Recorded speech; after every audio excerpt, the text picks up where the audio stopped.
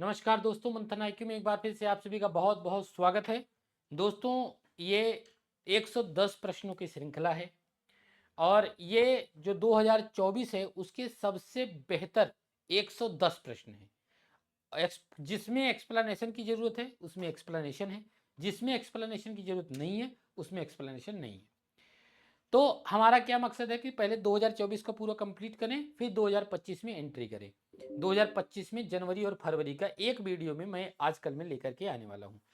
तो उसके पहले जो 2024 के हमने 10-10 क्वेश्चन कराए थे वो सारा एक नज़र में आप रिवाइज कर लीजिए। हमने एडिट करा करके इस वीडियो को 110 क्वेश्चन को पूरा कंप्लीट करा दिया है। तो आप आराम से 1 घंटे में पूरा का पूरा 110 प्रश्न रिवाइज कर लेंगे और आप 2024 के जो सबसे बेहतर करंट अफेयर हैं वो आपका एक ही दिन में रिवाइज हो जाएगा। चाहे आप यूपी पीसीएस की तैयारी कर रहे हो, चाहे यूपीएससी की तैयारी कर रहे हो या फिर आरओ एआरओ की एग्जाम की तैयारी कर रहे हो, सभी के लिए ये बहुत अति महत्वपूर्ण है।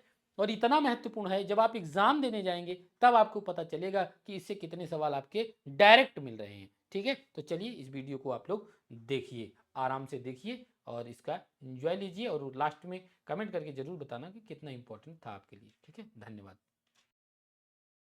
तो पहला क्वेश्चन देखो, अद्यतन उपलब्ध अंतिम आंकड़ों के अनुसार चालू वर्ष 2024 की पहली छमाही जनवरी 2024 से जून 2024 में भारत का सबसे बड़ा व्यापारिक भागीदार देश कौन सा है? चाइना, अमेरिका, संयुक्त अरब अमीरात, रसिया। तो आपने इसका उत्तर देना है, अपने ही मन में सोच लेना है। इसके बाद अपना मेरा उत्तर आप देखिए, इसका आंसर क्या हो जाएगा आपका? अमेरिका सही जवाब इसमें हो जाएगा। आगे देखते हैं दूसरा, उपर्युक्त आंकड़ों के अनुसार जनवरी से जून 2024 में भारत के वस्तुगत आयात सर्वाधिक किस देश से रहे? सबसे ज्यादा चीजें भारत में कहां से आई हैं? तो इसका आंसर क्या हो जाएगा आपका? चाइना, अमेरिका, संयुक्त अरब अमीरात या फिर रसिया। तो उत्तर आपका क्या हो जाएगा इसमें? चाइना सही जवाब हो जाएगा। अगला सवाल देख लेते हैं क्या है। उच्च शिक्षण संस्थानों की शिक्षा मंत्रालय की ताजा इंडिया रैंकिंग 2024 में किस संस्थान को प्रबंधकीय संस्थानों में शीर्ष रैंकिंग प्रदान की गई है? अगर आप हमारा थ्योरी की जो क्लास रात 8 बजे चल रही है अगर वो देख रहे होंगे तो ये सवाल आप बड़े आराम से सही कर पाएंगे।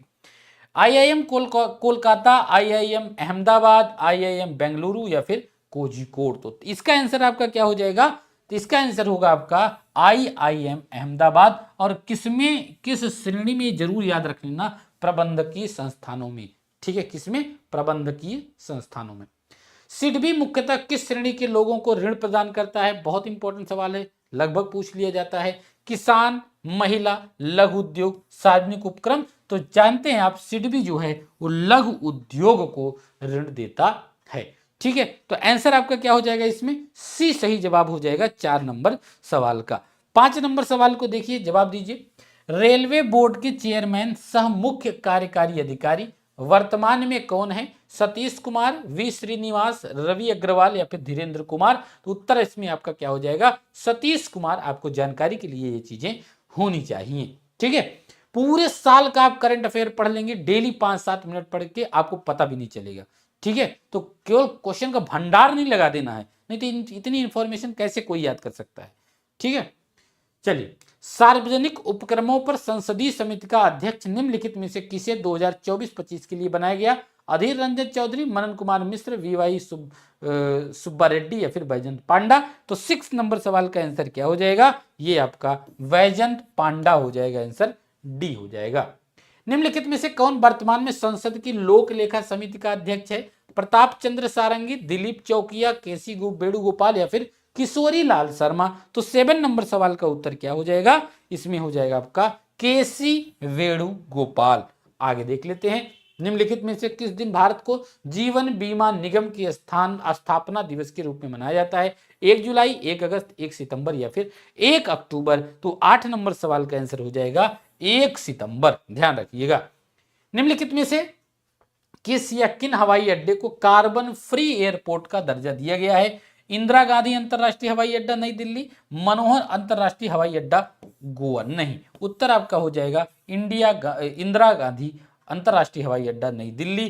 केवल एक सही जवाब हो जाएगा। 9 नंबर प्रश्न का सही जवाब क्या होगा? ए होगा। ठीक है, चलिए आगे देख लेते हैं। नेक्स्ट पॉइंट क्या है, निम्नलिखित में से किसने भारतीय स्टेट बैंक के चेयरमैन के रूप में कार्यभार अगस्त 2024 में संभाला है? सी एस शेट्टी, दिनेश कुमार खारा, नवीन चंद्र झा, अजित कुमार। तो 10 नंबर सवाल का उत्तर क्या हो जाएगा आपका? ये सी एस शेट्टी, यानी कि ये। तो सबसे पहला क्वेश्चन है, देखिए इसका जवाब दीजिए। राष्ट्रपति भवन स्थित दो महत्वपूर्ण हॉलों दरबार हॉल तथा अशोक हॉल का नाम बदलकर क्रमशः एवं क्या कर दिया गया है? क्रमशः दोनों का क्या कर दिया गया है ये बताना है। दोनों का नाम बदला है, बहुत पूछा जाएगा परीक्षा में ये। तो इसके थोड़ा सा इतिहास की अगर हम चर्चा करें तो दरबार हॉल को अंग्रेज, जब भारत ब्रिटिश भारत था तो ब्रिटिश भारत में ही बनाया गया था। इसका नाम पहले कुछ और था। इसका नाम था, क्या जानते हैं? इसका नाम था भैया सिंहासन रूम। क्या? सिंहासन रूम नाम था।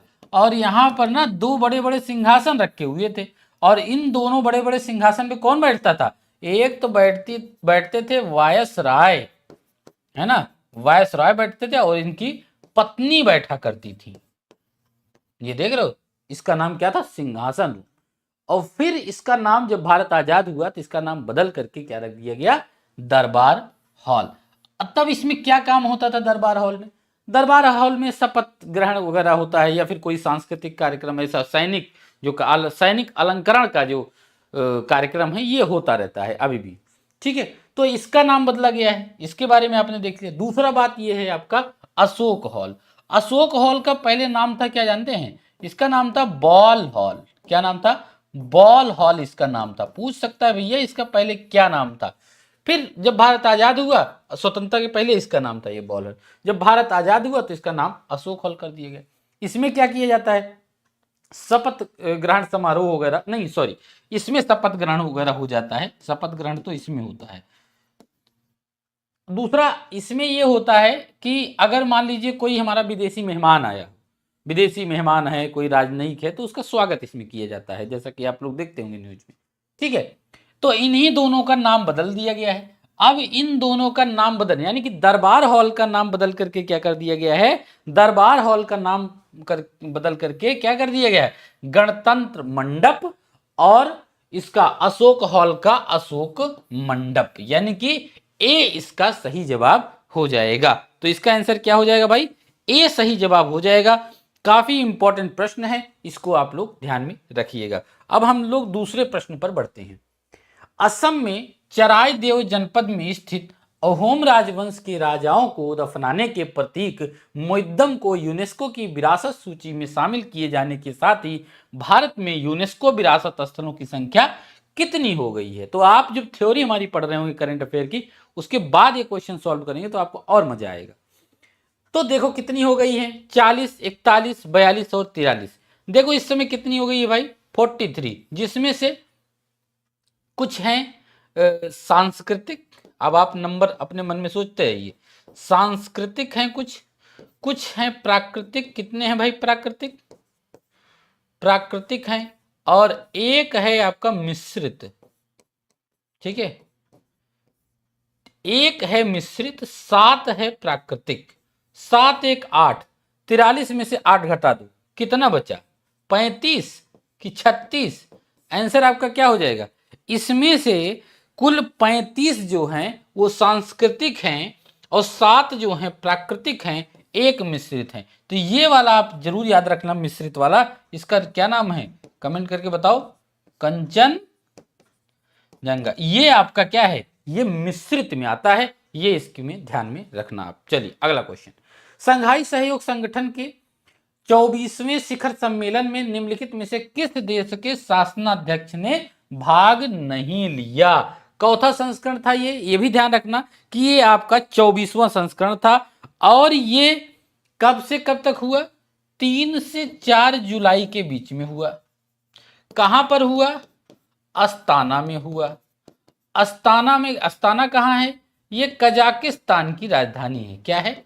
कजाकिस्तान की राजधानी है आपकी अस्ताना, और यहीं पर ये आपका हुआ। तो इसमें से देखिए पाकिस्तान इसमें एक चीज ध्यान रखना, ऐसा नहीं कि भारत ने या फिर किसी देश, कोई देश शामिल नहीं हुआ। इसमें पूछा है कि शासनाध्यक्ष या राष्ट्राध्यक्ष, या तो प्रधानमंत्री या तो राष्ट्रपति। ठीक है, तो देखिए भारत की तरफ से एस जयशंकर साहब गए थे। कौन? एस जयशंकर साहब। तो एस जयशंकर क्या है? हमारे विदेश मंत्री हैं। ठीक है, तो यानी कि ना तो ये राष्ट्राध्यक्ष हैं और ना तो शासनाध्यक्ष हैं, तो आंसर इसका क्या हो जाएगा?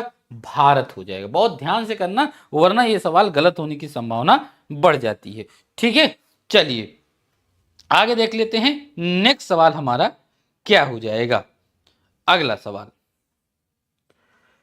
निम्नलिखित में से कौन सा देश संघाई सहयोग संगठन का 10वां और नवीनतम सदस्य बना है? तो एकदम इसको केवल फैक्ट है ये, मंगोलिया, बेलारूस, अफगानिस्तान या फिर आपका तजाकिस्तान। तो कौन बना है भाई इस समय लेटेस्ट? तो आंसर आपका क्या हो जाएगा? बेलारूस बना है ना? कौन सा बना है? बेलारूस ये आपका बन गया है। चलिए आगे देख लेते हैं। नेक्स्ट सवाल आपका क्या है? अगला, भारत में राष्ट्रीय पूर्ण टीकाकरण कवरेज वर्ष जो 2023-24 में कितना रहा है? पूर्ण टीकाकरण कितना रहा है ये आपको बताना है। चलिए, अच्छा इसका एक बार ना आप कमेंट करके मुझे बताइए, ये आप बताइएगा हमें कमेंट करके। ठीक है, इसमें भारत, ठीक है इसमें तो भारत ही होगा, और इसका बेलारूस। आप एक बार इसमें कमेंट करके हमको बताइएगा। ठीक है, चलो, भारत में राष्ट्रीय पूर्ण टीकाकरण कवरेज वर्ष 2023-24 में कितना रहा है?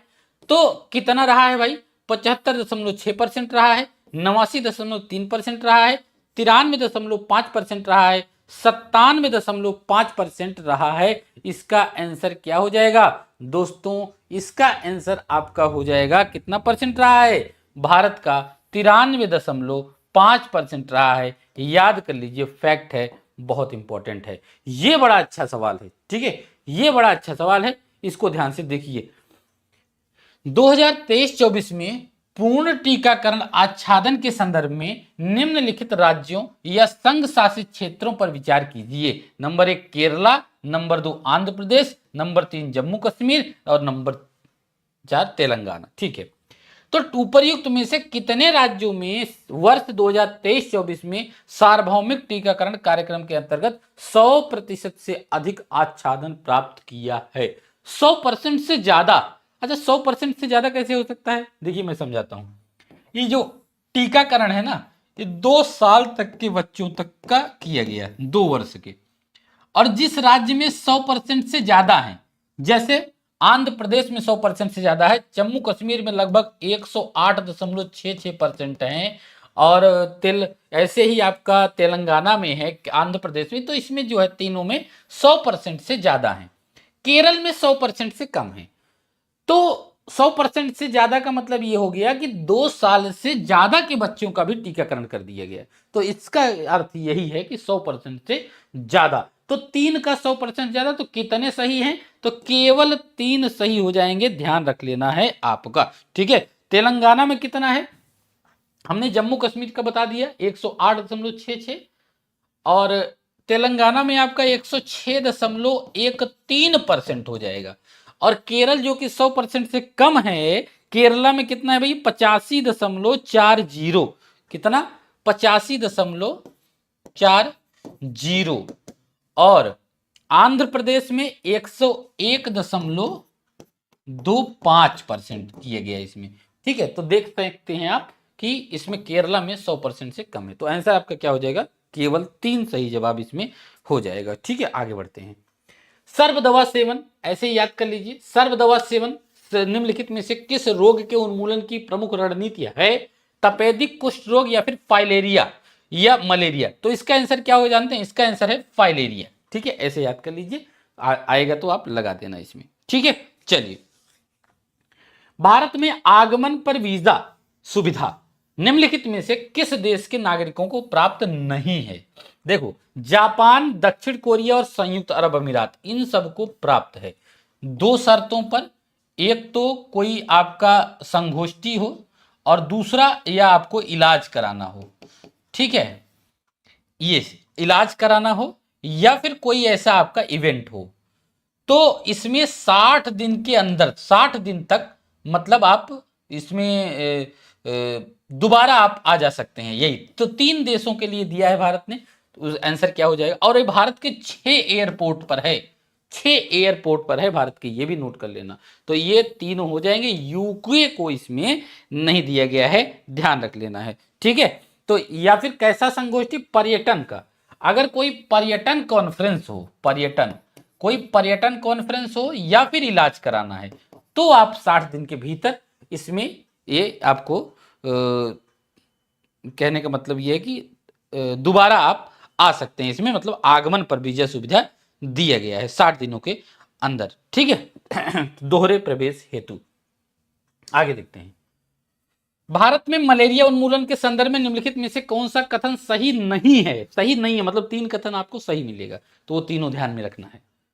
भारत सरकार द्वारा national framework for malaria elimination 2026 से 30 लॉन्च किया गया।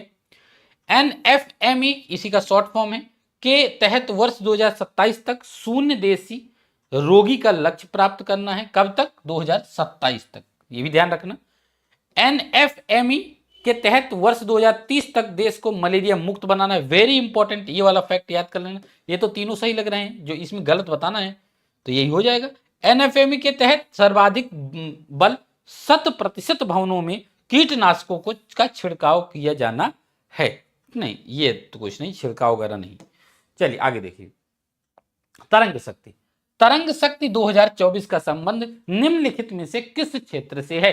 थल सेना, वायुसेना, जल सेना या फिर कोस्ट गार्ड अभ्यास। बड़ा इंपॉर्टेंट सवाल है, इसमें आ सकता है। वैसे तो ये संबंधित है वायुसेना से, 30 देशों की वायुसेनाओं ने इसमें भाग लिया था और ये 2 चरणों में हुआ था। तो प्रथम चरण कहां हुआ था? ये प्रथम चरण आपका तमिलनाडु में हुआ था, ठीक है। और द्वितीय चरण जो हुआ था वो राजस्थान में, जोधपुर एयरबेस पे, ठीक है, राजस्थान। ये दोनों याद कर लेना। ये दूसरा चरण है, सेकंड वाला, और ये आपका तमिलनाडु का फर्स्ट चरण है। अच्छा, अगर पूछ लिया कि तमिलनाडु में कहां हुआ था, तो कोयम्बटूर जनपद का एक एयरबेस है, सुलूर एयरबेस। क्या है? सुलूर, सुलूर एयरबेस, ठीक है, कोयम्बटूर जनपद में पड़ता है तमिलनाडु के। तो ध्यान रखना, राजस्थान और आपका सुलूर एयरबेस, ठीक है। तो ये 2 पार्ट में हुआ था। अगर 6 अगस्त इसमें कब से कब हुआ था? फर्स्ट हुआ था 6 अगस्त से 13 अगस्त तक, ठीक है, 2024 में। और ये हुआ था जो राजस्थान में हुआ था, ये आपका हुआ था 29 अगस्त से 14 सितंबर तक। कब? 29 अगस्त से लेकर के 14 सितंबर तक ये हुआ था, ठीक है। दूसरा, ये डेट भी याद रखें, डेट तो बहुत नहीं इंपॉर्टेंट है, बस कहां कहां हुआ था ये ध्यान में आपको रखना है। और एक किससे संबंधित है तरंग शक्ति, ये भी बात आपको ध्यान में रखना है, ठीक है। तो पहला क्वेश्चन आप लोग के सामने है कि companion of the order of Fiji, जो फिजी का सर्वोच्च नागरिक सम्मान है, से किसे सम्मानित किया गया? तो फिजी के राष्ट्रपति ने दिया है ये सम्मान, भारत के राष्ट्रपति को। और ये आपको कमेंट में बताना है कि जो फिजी के राष्ट्रपति हैं उनका नाम बताना। थोड़ा टफ नाम है तो, लेकिन कमेंट में एक बार लिखेंगे तो आपके दिमाग में बनेगी वो बात, चाहे सर्च करके लिखिएगा। तो आंसर क्या हो जाएगा? भारत के राष्ट्रपति द्रौपदी मुर्मू को, पाकिस्तान के राष्ट्रपति आसिफ अली जरदारी को, दक्षिण अफ्रीका के राष्ट्रपति सिरिल रामाफोसा को, या फिर यूके के पूर्व प्रधानमंत्री ऋषि सुनक को। तो आंसर क्या हो जाएगा आपका? जैसा कि हमने बताया, ये आपका भारत के राष्ट्रपति द्रौपदी मुर्मू को। दूसरा सवाल, भारत के पहले विज्ञान रत्न पुरस्कार, कौन सा पुरस्कार है? विज्ञान रत्न पुरस्कार से निम्नलिखित में से किसे सम्मानित किया गया है? तो एक तो याद कर लीजिए किसको किया गया और किस क्षेत्र में किया गया, क्या है वो, बस इतना बहुत है। प्रोफेसर सैयद वजीर अहमद नकवी, प्रोफेसर भीम सिंह, डॉक्टर संजीव बिहारी, या फिर गोविंद राजन पद्मनाभन। तो ये किसको दिया गया है? आपको पता है कि ये बायोकेमिस्ट है। क्या है ये? बायोकेमिस्ट, ये ध्यान रखना, ठीक है। तो किसको दिया गया भाई? गोविंद राजन पद्मनाभन को दिया गया। तो दूसरे का आंसर आपका क्या हो जाएगा? डी। चलो नेक्स्ट क्वेश्चन देखते हैं। नेट्रा गंगा एवं नेट्रा जोम्बो 1 निम्नलिखित में से किसकी संकर प्रजातियां हैं? ये हाइब्रिड प्रजातियां हैं। तो किसकी हैं, बस ये याद रख लेना, क्योंकि कभी कभी पूछ लेता है ये किससे संबंधित है। तो आपको याद ही नहीं होगा कि ये क्या है, कहीं लड़ाकू विमान तो नहीं है। नहीं, ये क्या है, ये नारियल की किस्म है, काजू की, सेब की या फिर आम की। तो आंसर आपका हो जाएगा काजू की किस्म है और कैसी, संकर यानी कि हाइब्रिड प्रजाति है। ध्यान रखना, इसको इंपॉर्टेंट है। आगे देख लेते हैं 4 नंबर सवाल।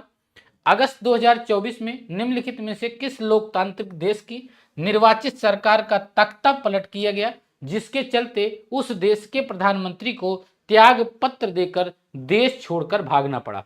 क्यों? अब जाहिर सी बात है, बहुत चर्चा में था। बांग्लादेश, नेपाल, श्रीलंका और मालदीव। तो इनका नाम भी याद रखना।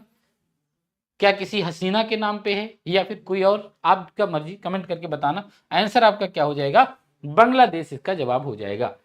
पेरिस में संपन्न 33वें कौथा 33वें ग्रीष्मकालीन ओलंपिक खेल 2024 में निम्नलिखित में से किस प्रतिस्पर्धा में भारतीय खिलाड़ियों ने कोई पदक नहीं जीता? कोई नहीं जीत पाया। निशानेबाजी में, हॉकी में, भाला फेंक या जेवलिन थ्रो में। तो इसका आंसर क्या हो जाएगा भाई? किसमें एक भी पदक नहीं जीत पाया?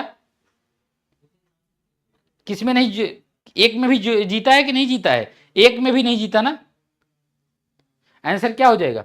1, 2, 3 आपका सही जवाब हो जाएगा। ठीक है, चौथा इसका सही जवाब हो जाएगा 1, 2, 3। ठीक है, चलिए आगे देख लेते हैं। नेक्स्ट सवाल हमारा क्या हो जाएगा, अगला देखिए। तो कोई पदक नहीं जीत पाया या नहीं होना चाहिए? अच्छा, नहीं लिखा भी नहीं है, ठीक है, कोई बात नहीं है। तो इसमें नहीं लिखा भी नहीं है क्योंकि ये तीनों में जीता है। ठीक है, तो इसका आंसर क्या हो जाएगा? निशानेबाजी में, हॉकी में और भाला फेंक, तीनों में हो जाएगा। तो फिर से ध्यान दो, जो ओलंपिक हुआ ग्रीष्मकालीन उसमें भारत ने तीनों में जीता था, जो इसमें दिया गया है। ठीक है, तो क्वेश्चन मिस्टेक नहीं था, पढ़ने में थोड़ी मिस्टेक हुई, कोई बात नहीं। चलिए आगे बढ़ते हैं। नेक्स्ट क्वेश्चन, 34वें ग्रीष्मकालीन ओलंपिक खेल 2028 निम्नलिखित में से किस देश में होना प्रस्तावित है? ये बड़ा इंपॉर्टेंट है, ऐसे क्वेश्चन पूछ लिए जाते हैं। लॉस एंजलिस संयुक्त राज्य अमेरिका, ब्रिस्बेन ऑस्ट्रेलिया और नौसंतारा इंडोनेशिया या फिर इस्तांबुल टर्की। तो इसका आंसर क्या हो जाएगा? कहां पे? जाहिर सी बात है, ये संयुक्त राज्य अमेरिका का एक शहर है लॉस एंजलिस। ठीक है, क्या हो जाएगा? लॉस एंजलिस हो जाएगा। ठीक है, चलिए आगे देख लेते हैं। नेक्स्ट सवाल, अभी हाल ही में तिमोर लेस्ते के सर्वोच्च नागरिक सम्मान grand collar of the order of Timor Leste से निम्नलिखित में से किस शासनाध्यक्ष राष्ट्राध्यक्ष को सम्मानित किया गया? किसके भाई? यूके के प्रधानमंत्री सर कीर स्टारमर को, जर्मनी के चांसलर ओलाफ सेल्फ को, भारत की राष्ट्रपति श्रीमती द्रौपदी मुर्मू को, इंडोनेशिया के राष्ट्रपति जोको विडोडो को। किसको दिया गया भाई? बड़ा ही अच्छा सवाल है। उत्तर आपका क्या हो जाएगा? ये अपने भारत के राष्ट्रपति श्रीमती द्रौपदी मुर्मू को दिया गया। ध्यान भी होगा, काफी चर्चा में भी था, आपको याद भी होगा, फिर से रिवीजन कर लीजिए। ठीक है, तो इसका मकसद ये कि आपका रिवीजन हो सके। बाकी डिटेल में हम थ्योरी रात में पढ़े थे, क्लास 8 रात 8 बजे से पढ़ते हैं। उसमें हम 12 क्लास में पूरे साल का करंट अफेयर कवर कराए हैं, आप उसको देखिएगा। उसी का ये क्वेश्चन बनाया हुआ है ताकि ये रिवीजन हो सके आपका। युद्ध अभ्यास उदार शक्ति का आयोजन निम्नलिखित में से किस देश में हुआ? इंडोनेशिया, मॉरिशस, मलेशिया या फिर नेपाल। तो कहां पे हुआ? जाहिर सी बात है, ये आपका मलेशिया में हुआ था। आंसर आपका है। अच्छा, ये कमेंट करके ये बताइए ये चौथा संस्करण था। चलो कमेंट करके आपको बताना है कि ये चौथा संस्करण था। थोड़ा दिमाग पे जोर भी दिया करिए। आप क्या सोचते हैं कि सारी इंफॉर्मेशन आपको मिल जाए, और ज्यादा इंफॉर्मेशन मिलती है तो आप खोजते हैं नहीं, तो याद नहीं होता। एक बार आप खोज लेंगे ना तो कभी नहीं भूलेगा। ठीक है, चलिए पेरिस ओलंपिक 2024 में भारत की भागीदारी के संदर्भ में निम्नलिखित में से कौन सा कथन सही नहीं है? भारत की भागीदारी के संदर्भ में सही नहीं है, यह बताना है। भारत के 117 प्रतिभागियों ने 16 खेलों में भाग लिया। भारतीय प्रतिभागियों ने 6 खेलों में कुल 6 पदक जीते, जिसमें 5 कांस्य तथा 1 रजत पदक है। टोक्यो ओलंपिक 2020 में भारत ने 1 स्वर्ण पदक, 2 रजत पदक सहित कुल 7 पदक जीते थे। महिला कुश्ती में विनेश फोगाट का मात्र 100 ग्राम वजन अधिक होने के कारण प्रतियोगिता से बाहर कर दिया गया। बड़ा ही अच्छा सवाल है भाई, कितना ग्राम वजन? क्या 100 ग्राम वजन था कि कुछ और था? आंसर क्या हो जाएगा आपका? देखिए इसमें जो गलत कथन है वो ये है, और भारत के 117 प्रतिभागियों ने 16 खेलों में भाग लिया था। तो वैसे तो 16 नहीं होगा, ये 6 होगा, वैसे भी गलत हो जाता है, ये टाइपिंग मिस्टेक हुआ है, 6 खेलों में भाग लिया। तो ये आपका इसमें से सही नहीं है, इस बात का ख्याल रखिएगा, ठीक है। चलिए, 16 खेलों में भाग लिया, ठीक है। देखो, पहला सही है, भारत के 117 प्रतिभागियों ने 16 खेलों में भाग लिया था, ये बात सही है। दूसरा, भारतीय प्रतिभागियों ने 6 खेलों में कुल 6 पदक जीते, जिसमें 5 कांस्य पदक, 1 रजत पदक है, ठीक है। अब ये सही नहीं लग रहा है, आंसर क्या हो जाएगा, ये आपका गलत है। आपका ये काम है कि, क्या काम है, ये मैंने आपको पढ़ाया है ना, ये आपका काम क्या है कि आप हमें इसको डिटेल में आंसर दीजिए, और जिसका आंसर सही आएगा, सटीक आएगा, उसे कुछ न कुछ पुरस्कार दे भी दिया जाएगा, ठीक है। पुरस्कार अगले वीडियो में बताऊंगा मैं क्या दिया जाएगा, ठीक है। चलो, last question. National institute ranking framework 2024 में निम्नलिखित में कौन सा शिक्षण संस्थान देश में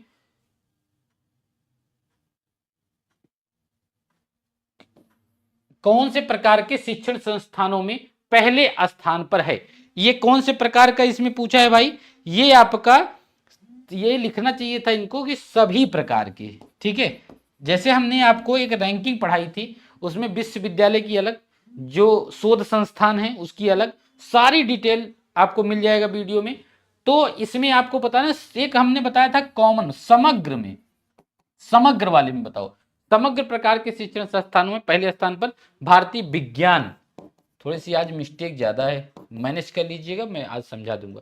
भारतीय विज्ञान संस्थान बेंगलुरु, भारतीय प्रौद्योगिकी संस्थान मद्रास, जवाहरलाल नेहरू विश्वविद्यालय नई दिल्ली, भारतीय प्रौद्योगिकी संस्थान खड़गपुर। तो इसका आंसर क्या हो जाएगा भाई, भारतीय प्रौद्योगिकी संस्थान मद्रास, यही समग्र रैंकिंग में प्रथम स्थान पर था। और ये डिटेल में कम से कम आपको इसमें लगभग, मुझे उम्मीद है कि 2 पेज का कंटेंट है, जो एक बार याद करना है आपको। लेकिन कुछ, अब सारी तो याद नहीं कर पाएंगे, सारी कैटेगरी का, कुछ जो इंपॉर्टेंट है उसको हमने बता दिया है वीडियो में। वीडियो एक बार देखिएगा आप, उसमें आपको समझ में आएगा। नहीं अगर देखना है तो अगर याद हो तो काफ़ी अच्छी बात है, वैसे आपको याद होना चाहिए। अगर जो वो वीडियो देखे हैं वो स्टूडेंट, उनको ये सारे क्वेश्चन याद होना चाहिए, क्योंकि उसी में से ये सारे क्वेश्चन आपके बनाए गए हैं, ठीक है। चलिए, okay, thank you very much. जिसमें भी आपको जो भी क्वेश्चन में डाउट लगे वो मुझे कमेंट करके जरूर बताना, और जो क्वेश्चन पूछे जाते हैं वो क्वेश्चन का जवाब जरूर देना, क्योंकि वो क्वेश्चन एक मकसद से पूछे जाते हैं कि आप उसको रिसर्च करिए।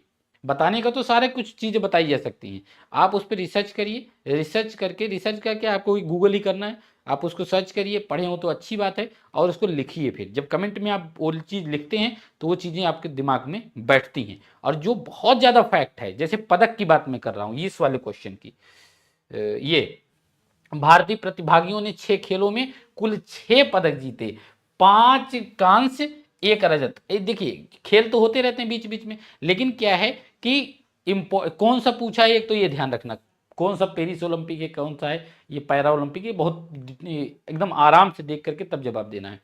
अब क्या है ना कि इसको याद कर पाना बड़ा कठिन काम होता है, भूल जाता है, इतने सारे तो खेल होते रहते हैं तो भूल जाता है। तो आपको क्या करना है, एक बार इस प्रश्न को ध्यान से पढ़ के एक बार कमेंट में लिखिएगा, और उसके बाद आप देखिएगा कि आप कभी नहीं इसको भूलेंगे, ठीक है, नहीं भूलेंगे।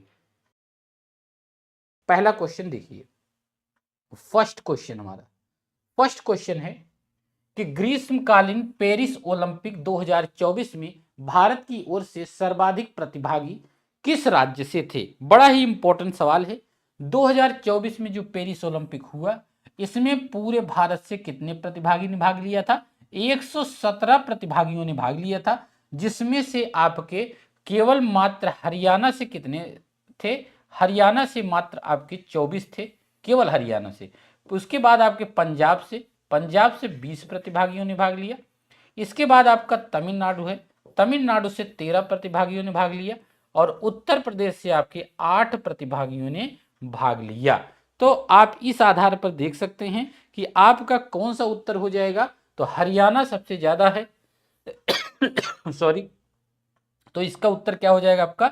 हरियाणा सही जवाब हो जाएगा। इस बात को आप लोग याद करके रखिएगा। ठीक है, चलिए दूसरे प्रश्न पर हम लोग बढ़ जाते हैं। आराम आराम से करेंगे, कोई जल्दबाजी नहीं है, और जितना हो सकता है थ्योरी में तो हमने एक्सप्लेनेशन किया ही है, इसमें भी हम जो जरूरत होगा वो करते जाएंगे। दूसरे प्रश्न का देखिए, अभी हाल ही में घातक बीमारी मंकी पॉक्स का एक रोगी दक्षिण एशिया के किस देश में सूचित किया गया? देखिए बहुत इंपॉर्टेंट ये बात है, दक्षिण एशिया का यह पहला मामला है, तो ये हमारे लिए खास हो जाता है। तो इसमें सबसे अगर देश की बात करें तो भारत, पाकिस्तान, बांग्लादेश और मालदीव। देखो, एक सऊदी अरब से नागरिक आया, कहां से? सऊदी अरब से। सऊदी अरब से नागरिक आया आपका अफ्रीका से, और ये सॉरी सऊदी अरब से आया है कहां पे? पाकिस्तान में।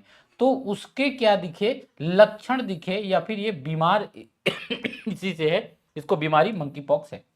तो उत्तर तो आपका हो जाएगा पाकिस्तान। लेकिन अगर कभी पूछ ले कि सबसे ज्यादा मंकी पॉक्स के लगभग 96% मामला, लगभग 96% मामला जो मंकी पॉक्स का है पूरी दुनिया का कहां आता है? ये आपका अफ्रीका का एक देश है कॉन्गो। कौन सा देश है? कॉन्गो देश है, वहां पर ये सबसे ज्यादा मामला देखा गया, लगभग 96% यहां पर देखा गया। तो याद रखिएगा, ये पाकिस्तान के खैबर पख्तूनवा में आया था। खैबर पख्तूनवा, अगर ये भी ध्यान रखें तो याद, खैबर पख्तूनवा सॉरी, ठीक है। आगे देख लेते हैं, यूक्रेन की यात्रा करने वाले भारत के पहले प्रधानमंत्री कौन है? तो पहली बार भारतीय किसी प्रधानमंत्री ने यात्रा की है, तो ये अपने आप में इंपॉर्टेंट हो जाता है, और द्विपक्षीय वार्ता भी इनकी हुई है। तो आप बताइए कि मोरारजी देसाई, पीवी नरसिम्हा राव, डॉक्टर मनमोहन सिंह और नरेंद्र मोदी जी। तो इसका आंसर आपको पता ही होगा, इजी है। तो इसका आंसर क्या हो जाएगा आपका? नरेंद्र मोदी जी ने अगस्त में यात्रा की थी, और जो यहाँ के जेलेंस्की हैं, यूक्रेन के जेलेंस्की साहब, इनके साथ द्विपक्षीय वार्ता भी आपको देखने को मिली होगी। ठीक है, बहुत अहम महत्वपूर्ण मीटिंग थी। तो आंसर आपका क्या हो जाएगा? ये अगर बात करें तो अगस्त की बात है, और डेट की अगर बात करा जाए तो 24 अगस्त की ये आपकी बात है, कि 23 अगस्त, यहाँ पे 24 नहीं 23 अगस्त आप लिख लेना। आगे देख लेते हैं, नेक्स्ट आपका चौथा है, ये बड़ा इंपॉर्टेंट है, इसके बारे में बहुत डिटेल में हम लोगों ने पढ़ा है, बहुत डिटेल में। नए आपराधिक कानून किस दिनांक से सारे देश में लागू हो जाएंगे? 1 जनवरी 2024, 1 अप्रैल 2024, 1 मई 2024, या फिर 1 जुलाई 2024? तो आपका इसमें आंसर क्या हो जाएगा दोस्तों? इसका आंसर तो आपको पता ही होगा, आंसर क्या होगा? ये आपका 1 जुलाई 2024 से ये लागू हो जाएगा, ध्यान रखिएगा। ठीक है, तो 3 कानून, भारतीय न्याय संहिता, भारतीय न्याय संहिता,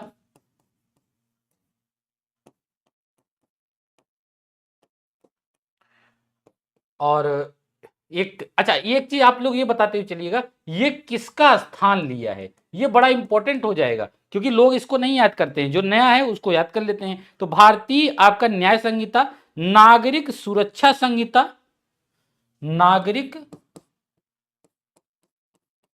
सुरक्षा संहिता, और साक्ष्य अधिनियम। ठीक है, साक्ष्य अधिनियम, ये तीनों। अब आपका काम क्या है, करंट क्वेश्चन कमेंट बॉक्स में ये बताना कि ये तीनों ने किसका स्थान लिया है।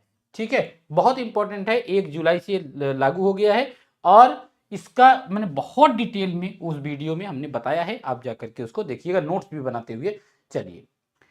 उर्सुला वान डेर लेन नाम का नाम समाचारों की सुर्खियों में रहा, यह है क्योंकि, भाई क्यों उर्सुला वान डेर लेन का नाम क्यों सुर्खियों में रहा? यूरोपीय आयोग के अध्यक्ष नामित की गई हैं, अंतरराष्ट्रीय मुद्रा कोष की महानिदेशिका नियुक्त की गई हैं, मैक्सिको की राष्ट्रपति निर्वाचित हुई हैं, या फिर संयुक्त राष्ट्र विकास कार्यक्रम का महानिदेशक नियुक्त किया? आंसर क्या हो जाएगा आपका? ये यूरोपीय आयोग की अध्यक्ष नामित की गई हैं, बस इतना आप याद रख लीजिएगा। और ये दूसरी बार अध्यक्ष नामित की गई हैं, कितनी बार है ये, कौन सा टर्म इनका? सेकंड टाइम, ये भी याद रखिएगा आप। अगला क्वेश्चन देखते हैं, फ्रांस की राष्ट्रीय असेंबली के लिए संपन्न चुनाव, बड़ा इंपॉर्टेंट है, इतिहास से जोड़ करके भी इसको आप देख सकते हैं। चलो एक मैं सवाल पूछता हूं, जब भारत आजाद हुआ, आजाद हुआ तो उस समय किस पार्टी की सरकार थी? सत्ता परिवर्तन हुआ था, तो आपको ये बताना है क्वेश्चन कमेंट बॉक्स में, इससे रिलेटेड जो स्टैटिक है, ठीक है। पहले इसका उत्तर दो। फ्रांस की राष्ट्रीय असेंबली के लिए संपन्न चुनाव 2024 में निम्नलिखित में से किस गठबंधन को सर्वाधिक सीटें प्राप्त हुई हैं? National rally, new popular front, assembly alliance या फिर उपर्युक्त में से कोई नहीं। तो इसका आंसर क्या हो जाएगा भाई? बहुत इंपॉर्टेंट सवाल है। कितने सीट पर चुनाव हुआ? एक तो ये याद रखिएगा, 577 सीटों पर चुनाव हुआ। कितने सीटों पर? जो टोटल जो सीटें थी वो कितनी सीटें थी? 577 सीटों पर चुनाव हुआ और इसमें न्यू पॉपुलर फ्रंट ने 187 सीटें जीती। 187 न्यू पॉपुलर फ्रंट ने कितनी सीटें जीती? इसमें 187 सीटें जीती। तो गठबंधन की सरकार बनी है, ध्यान रखना इसमें। आप इसका उत्तर तो बता ही देंगे, इसका उत्तर वैसे होगा न्यू पॉपुलर फ्रंट, ठीक है। न्यू पॉपुलर 187 सीट हो गया। उसके बाद असेंबली अलायंस को 159 सीट मिली। किसको? 159 असेंबली अलायंस। सीटें तो नहीं पूछेगा कभी, बस जानते रहिए, ठीक है। तो दो सबसे बड़े आप यही याद कर लीजिएगा। अगर तीसरा भी याद करना हो तो 142 सीटों पर नेशनल रैली, ये जो दिया है ना, नेशनल रैली 142 सीटों पर इन्होंने जीत हासिल की थी, ये भी बात याद रखिएगा। तो सबसे ज्यादा अगर बात करें तो 187 सीट न्यू पॉपुलर फ्रंट हो जाएगा, ठीक है। आगे देखिए, निम्नलिखित में से किसे ईरान का राष्ट्रपति चुना गया है? वे फैक्चुअल सवाल है। अयातुल्ला अली खमेनी, महमूद मुखबर या फिर मसूद पेजेशकियान, सईद जलीली। तो 7 नंबर सवाल का आंसर क्या हो जाएगा आपका? कौन बना है भाई? ये इसका आंसर क्या हो जाएगा बताओ?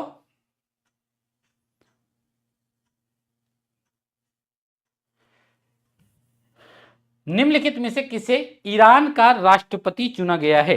तो ईरान का राष्ट्रपति अगर हम बात करें तो इसका आंसर क्या हो जाएगा? किसको चुना गया है भाई? कमेंट बॉक्स में मुझे चलो बताओ।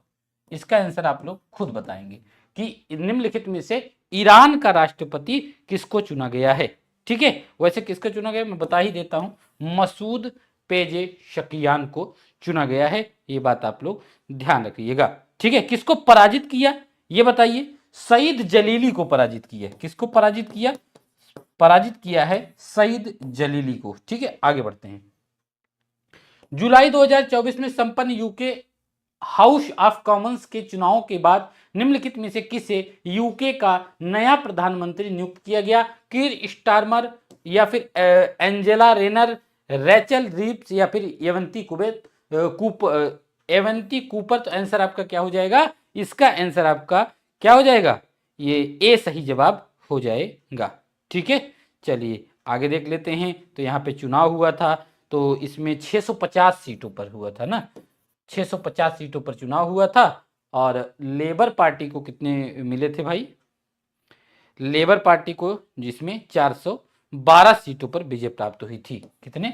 412 सीटों पर लेबर पार्टी को विजय प्राप्त हुई थी, ठीक है। इस सवाल में मैंने क्वेश्चन पूछा था, ठीक है, वो सवाल मुझे यहां पूछना चाहिए था, ठीक है। तो आप इसमें यहां पर बताइए, चलिए वहीं बता दीजिएगा जब भारत आजाद हुआ तो किस पार्टी की सरकार थी यूके में, ठीक है। चलिए तो आंसर क्या हो जाएगा इसका आपका 8 नंबर सवाल का जवाब ए सही जवाब हो जाएगा, ठीक है। चलिए तो इसके पहले जो कंजर्वेटिव पार्टी थी उसको ये हराया था और 121 सीट आपकी कंजर्वेटिव पार्टी को मिला था, ठीक है। आगे बढ़िए। नीदरलैंड के संदर्भ में निम्नलिखित राजनीतिक दलों में से कौन सा राजनीतिक दल इस्लाम विरोधी विचारधारा, बड़ा अच्छा है, का कट्टर समर्थक है? यहां तक कि ये देश ने अपने आने वाले जो लोग हैं, आने वाले जो कह सकते हैं शरणार्थी हैं, उन पर तो लोग रोक लगाया ही लगाया है। जो ऑलरेडी रह रहे हैं उनको भी ये भगाने का प्लान कर रहे हैं और भगा ही रहे हैं, उनका भी विरोध चल रहा है। कट्टर मुस्लिम विरोधी, freedom party, conservative liberal, new social contract या फिर आपका फार्मर सिटीजन्स मूवमेंट। तो इसका आंसर क्या हो जाएगा आपका? ये हो जाएगा आपका फ्रीडम पार्टी, ठीक है। आगे देख लेते हैं। जुलाई 2024 में रूस के सर्वोच्च नागरिक सम्मान order of Saint Andrews the apostle से निम्नलिखित में से किसे सम्मानित किया गया है? ये सवाल रिपीट हो गया है, कल या परसों आया था। चीन के राष्ट्रपति वह फिर भारत के प्रधानमंत्री नरेंद्र मोदी को। ठीक है, पहला क्वेश्चन हमारा है कि 18वीं लोकसभा के चुनाव के बाद गठित 8 कैबिनेट समितियों में से किस समिति के अध्यक्ष प्रधानमंत्री नरेंद्र मोदी नहीं है? तो मोदी जी नहीं है किसके, यानी नहीं है तो आपको कुछ ये भी पता होगा कि किसके हैं, तो आपको दो चीजें याद हो जाएंगी। आवास संबंधी कैबिनेट समिति, कौशल रोजगार एवं जीवन यापन समिति, संसदीय मामलों संबंधी समिति और निवेश एवं समृद्धि पर कैबिनेट समिति। देखो, संसदीय मामलों संबंधी समिति के कौन है अध्यक्ष? ये है हमारे श्री राजनाथ सिंह जी, है ना, रक्षा मंत्री राजनाथ सिंह जी हैं, ये ध्यान रखना। और ये जो आपका आवास संबंधी है, ये हमारे जो हमारे गृह मंत्री हैं अमित शाह जी, ये हमारे मंत्री। और यानी कि दूसरा और आपका चौथा निवेश एवं समृद्धि, ये दोनों प्रधानमंत्री मोदी जी हैं, पीएम अपने पास रखे हैं। तो कितने के नहीं है, क्या पूछा है? गठित 8 कैबिनेट समितियों में से प्रधानमंत्री नरेंद्र मोदी जी नहीं है। तो नहीं है किसके किसके नहीं है? तो एक तो आपका पहला हो गया और दूसरा आपका तीसरा, तो यानी 1 और 3, यानी कि उत्तर आपका क्या हो जाएगा? पहले का उत्तर आपका बी सही जवाब हो जाएगा, याद रखिएगा। ठीक है, चलिए आगे देख लेते हैं नेक्स्ट सवाल।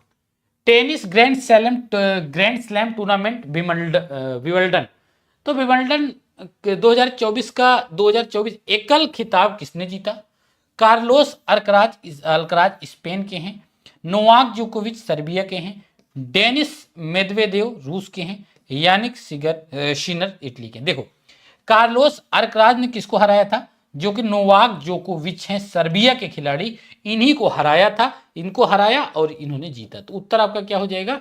2 नंबर सवाल का उत्तर आपका ए सही जवाब। किसको हराया ये भी ध्यान रखना, क्योंकि ये भी आ जाता है एग्जाम में। तीसरा देखिए, निम्नलिखित में से किस राज्य में मुख्य विपक्षी दल द्वारा शैडो कैबिनेट छाया मंत्रिमंडल गठित किया गया? वेरी इंपॉर्टेंट, बहुत अच्छा क्वेश्चन है, आ सकता है।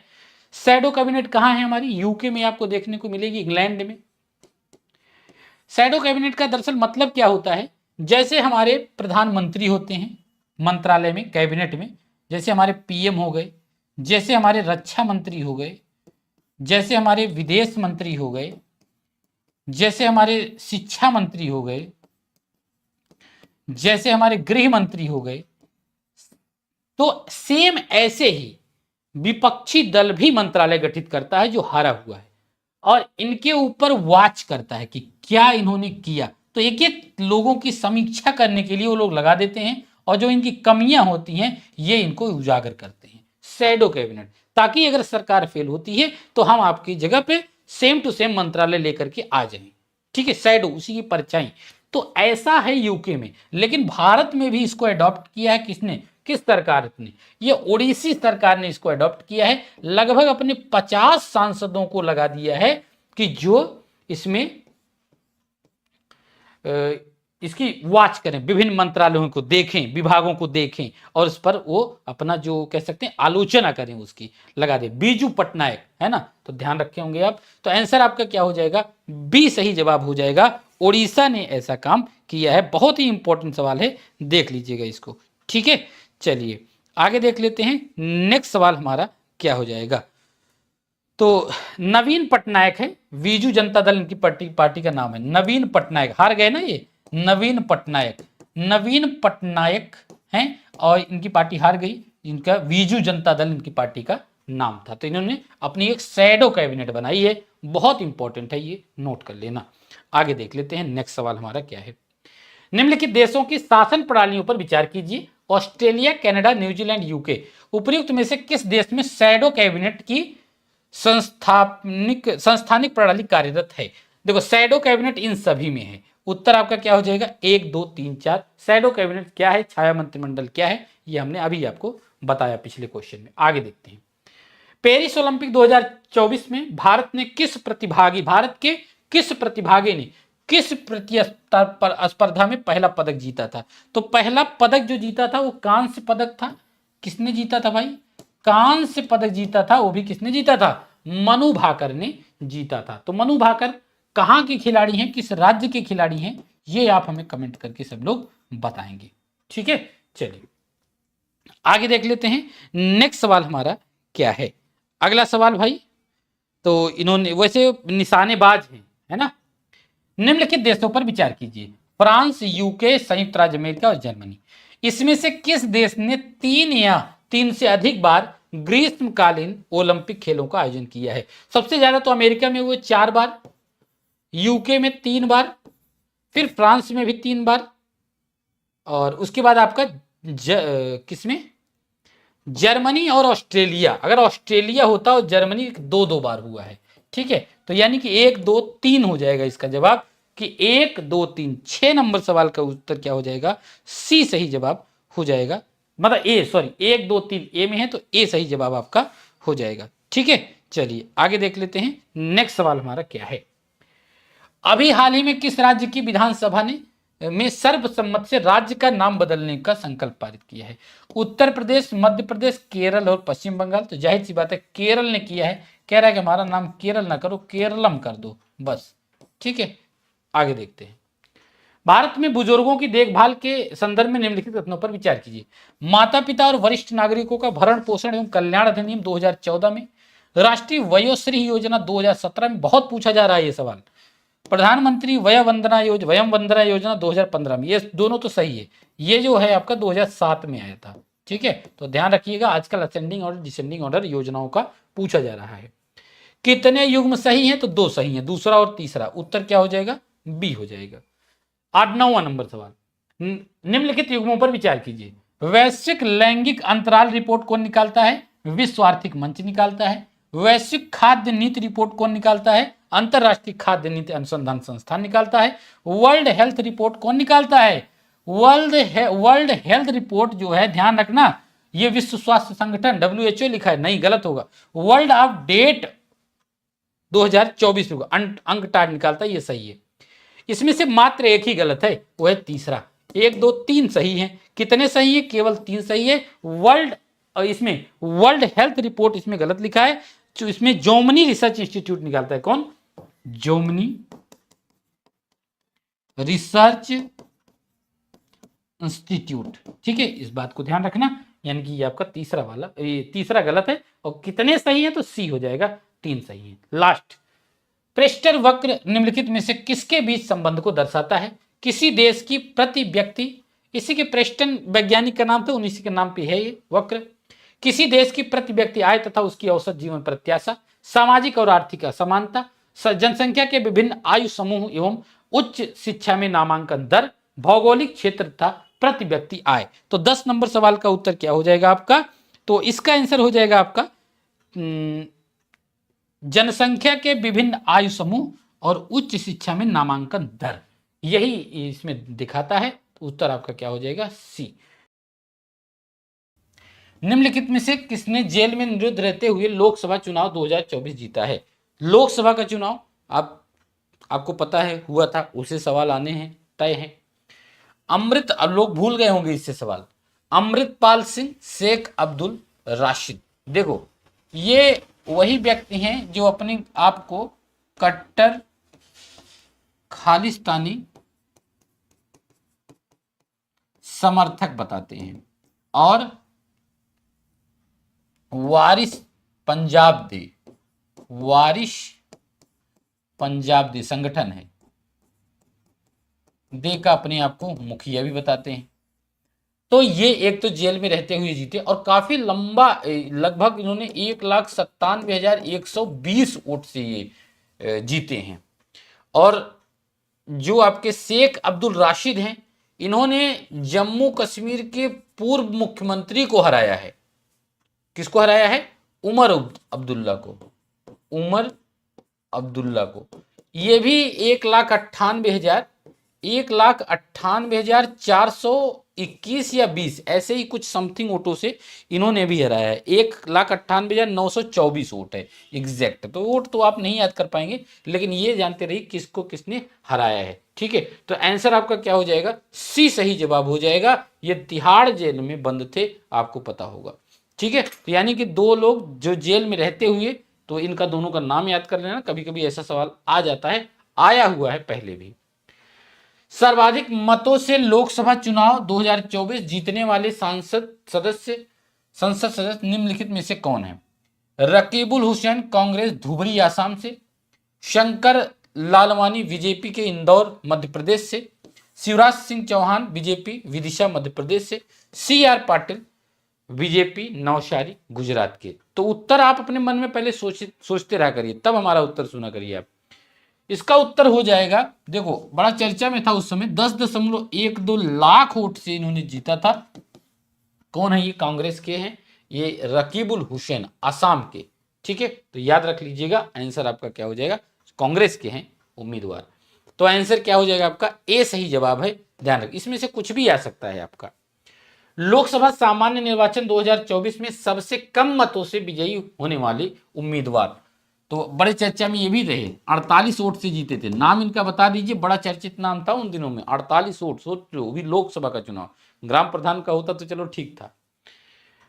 अदूर प्रकाश कांग्रेस के, रविंद्र दत्ताराम वाइकर शिवसेना मुंबई उत्तर पश्चिम महाराष्ट्र के, अजेंद्र सिंह लोधी समाजवादी पार्टी, या फिर आपका रमाशंकर राजभर। तो आंसर आपका क्या हो जाएगा? रविंद्र दत्ताराम वाइकर, ये शिवसेना के हैं, मुंबई उत्तर पश्चिम महाराष्ट्र के। ठीक है, बहुत इंपॉर्टेंट है ये सब सवाल, एकदम डायरेक्ट सवाल पूछे जाएंगे, बता देने, कुछ छूटना नहीं चाहिए आपका पूरे 2024 के करंट अफेयर का। जून 2024 में संपन्न विधानसभा चुनाव की सभाओं के चुनाव में निम्नलिखित में से किस राज्य की विधानसभा के लिए चुनाव नहीं हुआ था? मेघालय, सिक्किम, अरुणाचल प्रदेश और उड़ीसा। 4 राज्यों में चुनाव हुआ था, चारों के नाम आपको याद होने चाहिए। सिक्किम, अरुणाचल प्रदेश, उड़ीसा और सिक्किम, अरुणाचल प्रदेश, उड़ीसा और आंध्र प्रदेश। आंध्र प्रदेश। तो यानी कि मेघालय में नहीं हुआ था। आंसर आपका क्या हो जाएगा? मेघालय सही जवाब हो जाएगा। 4 राज्यों में चुनाव हुआ था, ये चारों राज्यों के चुनाव उस समय तो बड़े चर्चा में थे, लेकिन एक आध दो चुनाव और हो जाते हैं तो उसको आप भूल जाते हैं। तो मेन लक्ष्य है कि इसको याद कराना आपको। ठीक है, आगे देख लेते हैं। निम्नलिखित राजनीतिज्ञों के नामों पर विचार कीजिए। केवी सिंह देव, प्रभाती पारिदा, अरुण साहू, जगदीश देवड़ा, दिया कुमारी। आया हुआ है यह सवाल, ऐसा ये नहीं आया हुआ है, ऐसा ही सवाल आया हुआ है और उप मुख्यमंत्री से ही सवाल आया हुआ है। तो आंसर क्या? कितने किसी राज्य के उप मुख्यमंत्री के रूप में कार्यरत हैं? वैसे आपको बताएं, ये सभी उप मुख्यमंत्री के रूप में कार्यरत हैं। अगर हम बात करें केवी सिंह देव और प्रभाती पारिदा, इसमें 2 लोगों को कहां का बनाया जानते हैं? उड़ीसा का उप मुख्यमंत्री बनाया गया है इनको। ठीक है, अच्छा एक चीज ये बताओ, चलो कमेंट करके ये बताओ कि अरोड़ा साहू को कहां का मुख्यमंत्री बना उप मुख्यमंत्री बनाया गया है? तो आंसर क्या हो जाएगा आपका? छत्तीसगढ़ हो जाएगा। कहां का? छत्तीसगढ़। और जगदीश देवड़ा को मध्य प्रदेश का, है ना। तो दरअसल उप मुख्यमंत्री की नियुक्ति की जाती है, थोड़ा राजनीतिक उसमें विचार ज्यादा है, कोई इसमें संविधान में ऐसा कुछ पद है नहीं। और दिया कुमारी को राजस्थान। ठीक है, राजस्थान। तो जैसे किसी को नाराज न करना हुआ, 2 बहुत खास हैं, तो एक मुख्यमंत्री बना दिए, एक मुख्यमंत्री बना दिए, लेकिन ऐसा कोई संविधान में है नहीं। तो आंसर क्या हो जाएगा? सभी 5 को उप मुख्यमंत्री बनाया गया है, ध्यान रखिएगा। जलवायु परिवर्तन उपलब्धि सूचकांक 2024 में भारत का रैंक कौन सा है? 7वां, 8वां, 9वां, 10वां? आपको पता है कि 4 रैंक शुरुआत के 3 रैंक, फर्स्ट, सेकंड और थर्ड। फर्स्ट, सेकंड और थर्ड पे किसी को नहीं रखा गया है। ठीक है, फर्स्ट, सेकंड और थर्ड किसी पे नहीं रखा गया, यानी कि चौथे स्थान पर जो होगा वो पहला होगा, 5वें पर दूसरा होगा, 6ठे पर तीसरा होगा और 7वें पर जो होगा चौथा होगा। तो भारत का जो रैंक है वो 7वां है, लेकिन वास्तविक अर्थों पर अगर भारत का देखा जाए तो वास्तविक अर्थों में भारत की ये रैंकिंग चौथी थी। फर्स्ट, सेकंड, थर्ड, फोर्थ चौथी थी, लेकिन चूंकि 1, 2, 3 तीनों स्थान पर किसी का नाम नहीं है, खाली रखा गया था, इसीलिए भारत का रैंक क्या है? वैसे ओवरऑल जो है 7वीं रैंक है। ठीक है, चलो कमेंट करके बताओ ये सूचकांक निकालता कौन है। चलो एक सवाल है आपका ये बताने का कि ये सूचकांक निकालता कौन है, बहुत इंपॉर्टेंट सवाल है। ठीक है, चलिए कमेंट करके बताते रहिए। विकसित देशों के समूह G7 का शिखर सम्मेलन 13 जून से 15 जून 2024 तक इटली के अपुलिया में फशानो में बोर्गो एनेजिया में संपन्न हुआ। G7 का यह कौन सा शिखर सम्मेलन था? तो सबसे पहले क्वेश्चन ही अपने आप में एक आपको इसमें क्वेश्चन बन सकता है, 48वां, 49वां, 50वां या फिर 51वां? तो ये 49वां था। कौन सा था भाई? ये आपका 49 था, याद रख लीजिएगा, इंपॉर्टेंट है ये। ठीक है, चलिए आगे देख लेते हैं नेक्स्ट सवाल। अच्छा 49 तक 50वां था, 50वां था ना जी, बिल्कुल 50वां था। तो आंसर आपका ये सी होगा, नॉट 49वां, ये 50वां था ना, 13 से 15 जून, तो 50वां था ये। ठीक है, आगे देख लेते हैं नेक्स्ट सवाल हमारा क्या हो जाएगा। आगे देख लेते हैं नेक्स्ट सवाल हमारा क्या है। निम्नलिखित में से किस नदी पर विश्व का सबसे ऊंचा रेलवे पुल बना है? बड़ा अच्छा सवाल है। कहां पे बना है? जम्मू कश्मीर में बना है। पहले तो ये याद रखिए, किस राज्य में बना है? जम्मू कश्मीर।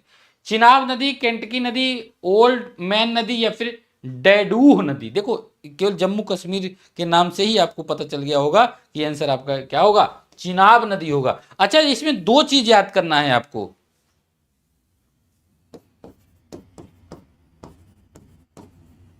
1315 मीटर और 1315 मीटर 359 मीटर। अगर हम नदी से देखें, इसकी ऊंचाई, नदी से ऊंचाई देखें तो ये बना है 359 मीटर। लेकिन अगर ओवरऑल और इसकी ओवरऑल जो है ऊंचाई देखी जाए तो ये ओवरऑल पूरा कितना है ओवरऑल, तो ये क्या हो जाएगा 1315। इसमें आपको कंफ्यूज कर सकता है। ठीक है, इसमें थोड़ा सा ध्यान रखना। तो ये चिनाब नदी पर स्थित है, ये बड़ा इंपॉर्टेंट है। ये जो है आपका कहाँ पे? रियासी बारामूला, ये खंड रियासी बारामूला खंड। ठीक है, ये याद रख लेना। आगे बढ़ते हैं नेक्स्ट सवाल। सर्वोच्च न्यायालय के एक निर्णय के अनुसार भारत में संपत्ति का अधिकार है, मौलिक अधिकार है, संवैधानिक अधिकार है या फिर मानवाधिकार है? तो बताइए भाई, आप लोग कमेंट करके बताइए। काफी दिन पहले, ये तो आज की चर्चा थोड़ी है, बहुत दिनों पहले की चर्चा है। ठीक है, तो जल्दी से जल्दी कमेंट करके बताइए। ये आपका जो एक तो संवैधानिक अधिकार है और एक मानवाधिकार है। पहले क्या था, इसको मूल अधिकार में शामिल किया गया था, लेकिन संविधान संशोधन करके इसको बना दिया गया विधिक अधिकार, और ये शामिल कर दिया गया आर्टिकल 300 का में, 300 ए में शामिल किया गया। ठीक है, ये पहले कैसा अधिकार था? मूल अधिकार था, लेकिन अब कैसा अधिकार बना दिया? एक तो मानवाधिकार है, सुप्रीम कोर्ट ने कहा है मानवाधिकार है, और दूसरा संवैधानिक, संविधान में है, यानी कि विधिक अधिकार है, लेकिन मूल अधिकार नहीं है। ठीक है, इस बात को ध्यान रखना। आगे देख लेते हैं नेक्स्ट सवाल हमारा। इसमें दो सवाल बनता है। एक तो बनता है कि चौथा संविधान संशोधन किया गया था,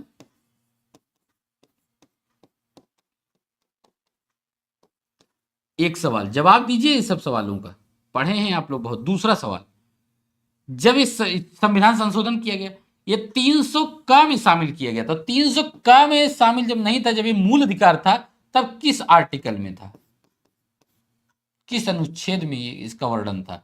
कब? जब ये मूल अधिकार था। तो दो सवाल वेरी इंपॉर्टेंट, स्टैटिक से बताइए, देखते हैं कौन बताता है। सुरक्षा परिषद में सुरक्षा के संबंध में G4 मॉडल प्रायः समाचारों की सुर्खियों में रहता है। निम्नलिखित में से कौन सा देश G4 मॉडल में शामिल है? ब्राजील शामिल है, हाँ शामिल है। इंडोनेशिया नहीं शामिल है। जर्मनी शामिल है, बिल्कुल शामिल है। मिस्र नहीं शामिल है। जापान शामिल है और भारत शामिल है। तो यानी कि आंसर क्या हो जाएगा? 1, 3, 5, 6, यानी कि ए सही जवाब हो जाएगा 10 नंबर का, ध्यान रखना। पहला क्वेश्चन, यूरोप का ऐसा पहला देश, मैं आपको इसमें क्वेश्चन भी पूछता रहूंगा, यही इस क्लास की खासियत है, क्योंकि मैंने इस चीज को पढ़ाया है, इस वजह से मैं ये क्वेश्चन पूछता हूं आपसे। यूरोप का ऐसा पहला देश कौन सा है जिसने इकोसाइड को एक राष्ट्रीय एवं अंतरराष्ट्रीय अपराध की संज्ञा दिए जाने संबंधित एक कानून बनाया है। अब इसका तो देश का नाम आप बताइए ही, किसने कानून बनाया, किस देश ने। बाकी आपको क्या करना है कमेंट बॉक्स में, इकोसाइड क्या चीज होता है, ये क्या है इकोसाइड, ये बहुत विस्तार से हमने बताया है, तो इसको आप कमेंट करके बताइए या खुद को रिकॉल करिए, रिकॉल करके लिखिए तो जल्दी याद हो जाएगा। तो इसमें आपको बताना है कि इकोसाइड क्या है कमेंट करके। फिलहाल इसका आंसर नॉर्वे, स्वीडन, बेल्जियम या फिर स्पेन। आपका उत्तर क्या हो जाएगा, बेल्जियम सही जवाब हो जाएगा, यानी कि सी सही जवाब इसमें होगा। क्लियर है। चलिए तो आगे देख लेते हैं नेक्स्ट सवाल हमारा क्या है, और इसको देखने का प्रयास हम लोग करते हैं। दूसरा, MIRV प्रौद्योगिकी के संबंध में निम्नलिखित में से कौन सा कथन असत्य है। असत्य कथन आपको ध्यान रखना, सत्य और असत्य बड़ा क्रिटिकल हो जाता है, आता हुआ सवाल गलत हो जाता है। MIRV का पूर्ण रूप multiple independently targetable re entry vehicles, जिसे सोवियत संघ द्वारा विकसित किया गया है। भारत विश्व का ऐसा 7वां देश है जिसके पास MIRV प्रौद्योगिकी की क्षमता है। MIRV प्रौद्योगिकी के साथ एक मिसाइल से 3-4 तक वार हेड ले जाए जा सकते हैं, जो स्वतंत्र रूप से अलग अलग लक्ष्य भेज सकते हैं। MIRV को भूमि एवं पनडुब्बी जैसे प्लेटफॉर्मों से लॉन्च किया जा सकता है। ये तीनों बातें सत्य हैं, लेकिन ये संयुक्त राज्य अमेरिका होगा। संयुक्त राज्य अमेरिका किसकी जगह, सोवियत संघ की जगह। यही इसमें गलती है और असत्य आपको बताना था। तो दूसरे नंबर सवाल का उत्तर आपका क्या हो जाएगा, ये ध्यान रखना ए, क्योंकि इसको सोवियत संघ द्वारा नहीं, इसको संयुक्त राज्य अमेरिका द्वारा विकसित किया गया है। ठीक है, आगे देख लेते हैं। अग्नि 5 वेरी इंपॉर्टेंट। अग्नि 5 के बारे में निम्नलिखित कथनों पर विचार कीजिए। अग्नि 5 भू आधारित नाभिकीय क्षमता सक्षम प्रक्षेपास्त्र है। इसकी अनुमानित रेंज 7000 किलोमीटर से अधिक है। यह ठोस ईंधन वाली 3 चरणों की मिसाइल है। मार्च 2024 में भारत ने MIRV प्रौद्योगिकी से युक्त अग्नि 5 का परीक्षण किया। उपर्युक्त में से कितने कथन सत्य हैं। देखो इसका आंसर अगर आपको बताना पड़े तो इजी है, क्योंकि ये सभी इसमें से सत्य हैं। लेकिन अगर हम अच्छा इसका अगर बात करें तो चलो ठीक है, सोवियत संघ MIL, इसमें से क्या हो जाएगा, ये आपका सभी कथन सत्य हैं, यानी कि इसमें डी ऑप्शन आपका सही जवाब हो जाएगा। ठीक है, चलिए आगे देख लेते हैं। नेक्स्ट सवाल हमारा क्या हो जाएगा। सही है, सभी सही हैं कि सब नहीं सही है, फिर से देखते हैं। अग्नि 5 भू आधारित नाभिकीय क्षमता सक्षम प्रक्षेपास्त्र है। ठीक है, और इसकी अनुमानित रेंज 7000 किलोमीटर से अधिक है। तीसरा, यह ठोस ईंधन वाली 3 चरणों की मिसाइल है। चौथा, मार्च 2024 में भारत ने MIRV प्रौद्योगिकी से युक्त अग्नि 5 का परीक्षण किया है। इसका जवाब दीजिए। इसके पहले एक चीज और हम पिछले वाले सवाल में आपको डिस्कस कर देना चाहते हैं कि ये जो 7 देश हैं, ये 7 देश है, भारत 7वां बना है। 7 का नाम याद करना बहुत जरूरी है ना। तो 7 का नाम अगर याद करें तो उसमें एक तो अपना भारत हो गया, दूसरा एक और है हमारा पाकिस्तान भी है भैया, पाकिस्तान है, अमेरिका है, USA, रूस है, चाइना है कि नहीं है, चाइना है, कौन कौन हो गए, और UK, फ्रांस। कितने हो गए, 1 2 3 4 5 6 7 हो गए। ठीक है, यानी कि अमेरिका, UK, फ्रांस, चीन, रूस, पाकिस्तान और भारत, ये 7 देश के नाम आप जरूर याद कर लेना, बहुत ही इंपॉर्टेंट है ये। ठीक है, चलिए तो इसका आंसर बताइए। इसमें से ये आपके लिए है, ये आपको क्षमता इसकी बतानी है। मैं इसका उत्तर आपको बता देता हूं। इसमें आपको 2 सही मिलेंगे। ज्यादा से ज्यादा कोशिश करिएगा कि आप रिवाइज कर सकें, है ना। क्वेश्चन इसीलिए पुटअप किए जाते हैं कि जो आपकी थ्योरी आपने पढ़ा है, उस थ्योरी से आप क्वेश्चन निकाल पा रहे हैं या नहीं निकाल पा रहे हैं। ठीक है, तो ज्यादा से ज्यादा जैसे 10 क्वेश्चन है, उसमें 2 क्वेश्चन मैं पूछता हूं डेली। तो एक क्वेश्चन हमने पूछा इकोसाइड क्या है, दूसरा क्वेश्चन हम इसकी क्षमता पूछ रहे हैं। ठीक है, आप कमेंट करके इसको बताइएगा। चलो, ओबेलिस्कस के बारे में निम्नलिखित कथनों पर विचार कीजिए। ये जीवन का सरल स्वरूप है, ये विषाणु जैसे अवयव हैं, ये एक जैसे रॉड जैसी संरचना वाले अवयव हैं जो आइकॉनिक मोन्यूमेंट्स जैसे दिखाई देते हैं। अब इसमें आपका कौन सा सही हो जाएगा ये बताना है। देखो इसमें अगर आप ओबेलिस्कस के बारे में देखेंगे, चर्चा में था, ये तीनों बातें सत्य हैं, तो उत्तर आपका इसमें से सभी तीन हो जाएगा। बस इसको फैक्ट याद करिएगा, बहुत ज्यादा महत्वपूर्ण हो सकता है ना हो। समाचारों की सुर्खियों में रहा भोजशाला परिसर। चलो इसको बताओ भाई, भोजशाला परिसर निम्नलिखित में से किस जनपद में स्थित है? तो ये मंदिर मस्जिद विवाद आजकल चल ही रहा है। चलो एक सवाल बनता है इससे, किस मस्जिद का ये परिसर है?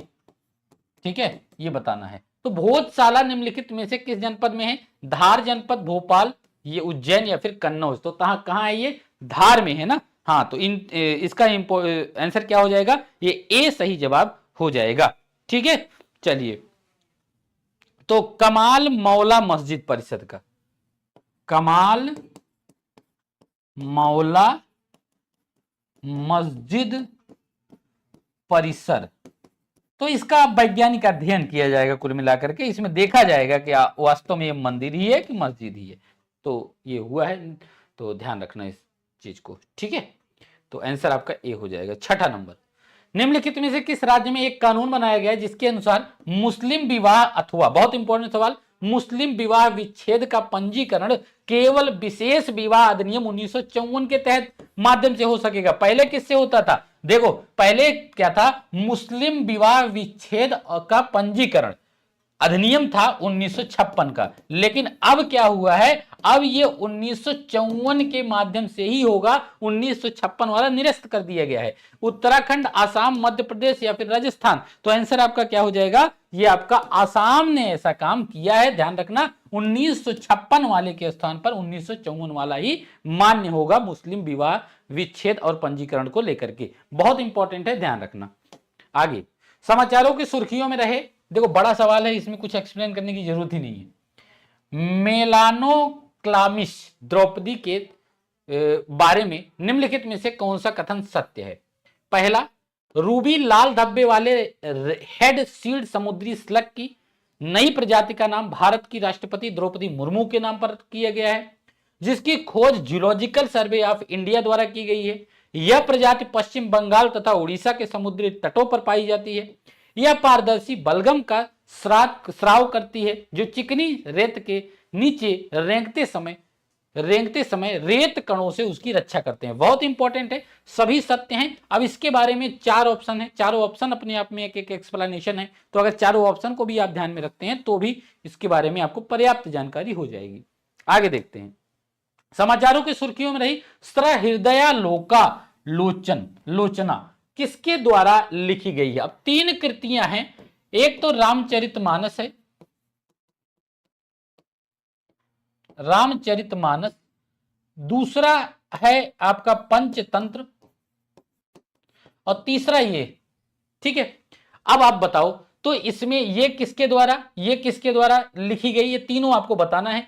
तो सहृदया लोचना ये किसके द्वारा? आचार्य आनंदवर्धन, विष्णुदत्त, मुद्राराक्ष या फिर कालिदास। तो इसका आंसर क्या हो जाएगा आपका? तो इसका आंसर आपका हो जाएगा, देखो पहले तो आपका ये गोस्वामी तुलसीदास, इसमें कोई दिक्कत की बात नहीं। इसका बताओ, इसका होगा सहृदया लोचना जो है वो आचार्य आनंदवर्धन होगा, यानी कि ए सही जवाब इसका हो जाएगा। ठीक है, चलिए तो इसका आंसर आपका ए हो जाएगा। ठीक है, चलिए। और अच्छा, पंचतंत्र की अगर बात करें तो पंडित विष्णु शर्मा, किसके द्वारा? पंडित विष्णु शर्मा। बहुत इंपॉर्टेंट है ये, कई बार मैं इसको डिस्कस भी किया हूं। पंडित विष्णु शर्मा, तीनों नाम याद रख लेना, इंपॉर्टेंट है। समाचारों की सुर्खियों में रही अहरामत के बारे में निम्नलिखित कथनों पर विचार कीजिए। अहरामत मिस्र की नील नदी की विलुप्त हो चुकी एक प्राचीन सहायक नदी है। अहरामत नदी वैज्ञानिकों का मानना है कि गीजा यानी कि मिस्र में पिरामिडों के निर्माण में प्रयुक्त किए गए पत्थरों या शिलाओं को अहरामत नदी मार्ग से ही निर्माण स्थल तक लाया गया होगा। तो दोनों कथन इसमें से सत्य हैं। आंसर आपका क्या हो जाएगा? इसका आंसर सी सही जवाब हो जाएगा, नोट कर लेना। ठीक है, चलिए आगे देख लेते हैं। नेक्स्ट आपका क्या है? एक दूसरा, दोनों कथन इसमें सही है। नागरिक नाभिकीय सहयोग समझौता के साथ निम्नलिखित में से कौन सा देश अनेक देशों के साथ नाभिकीय सहयोग हेतु सक्रिय भूमिका निभा रहा है? सक्रिय भूमिका कौन निभा रहा है भाई, जरा कमेंट करके हमें बताइए। तो आंसर आपका क्या हो जाएगा? ये आपका संयुक्त राज्य अमेरिका। ठीक है, तो संयुक्त राज्य अमेरिका होगा। 10 नंबर सवाल का आंसर बी सही जवाब हो जाएगा, ध्यान रखना। ठीक है, संयुक्त राज्य अमेरिका ही होगा ना।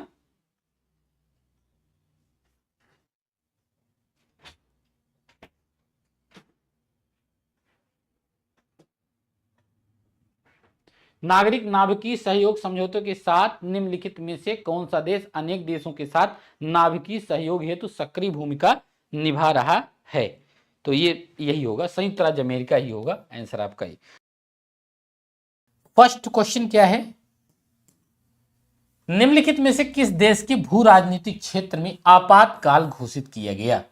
संयुक्त राज्य अमेरिका, स्पेन, यूके और फ्रांस। तो अगर आप न्यूज़ पढ़ते होंगे, न्यूज़पेपर देखते रहे होंगे, करंट अफेयर से अवगत होंगे, तो आपको पता होगा कहाँ पे घोषित किया गया था, जहाँ पे 4 लोगों की मृत्यु हो गई थी, दंगा हुआ था। देखिए ये हुआ था आपका, कहाँ पे हुआ था जरा ये भी बता दीजिए। दरअसल ये टेरिटरी है, भू राजनीतिक क्षेत्र है। अब इस भू राजनीतिक क्षेत्र का नाम बड़ा इंपॉर्टेंट है, और ये अंडर में किसके आता है? ये फ्रांस के अंडर में आता है, ये ध्यान रखना है, और प्रशांत महासागर में यह स्थित है। इसका नाम है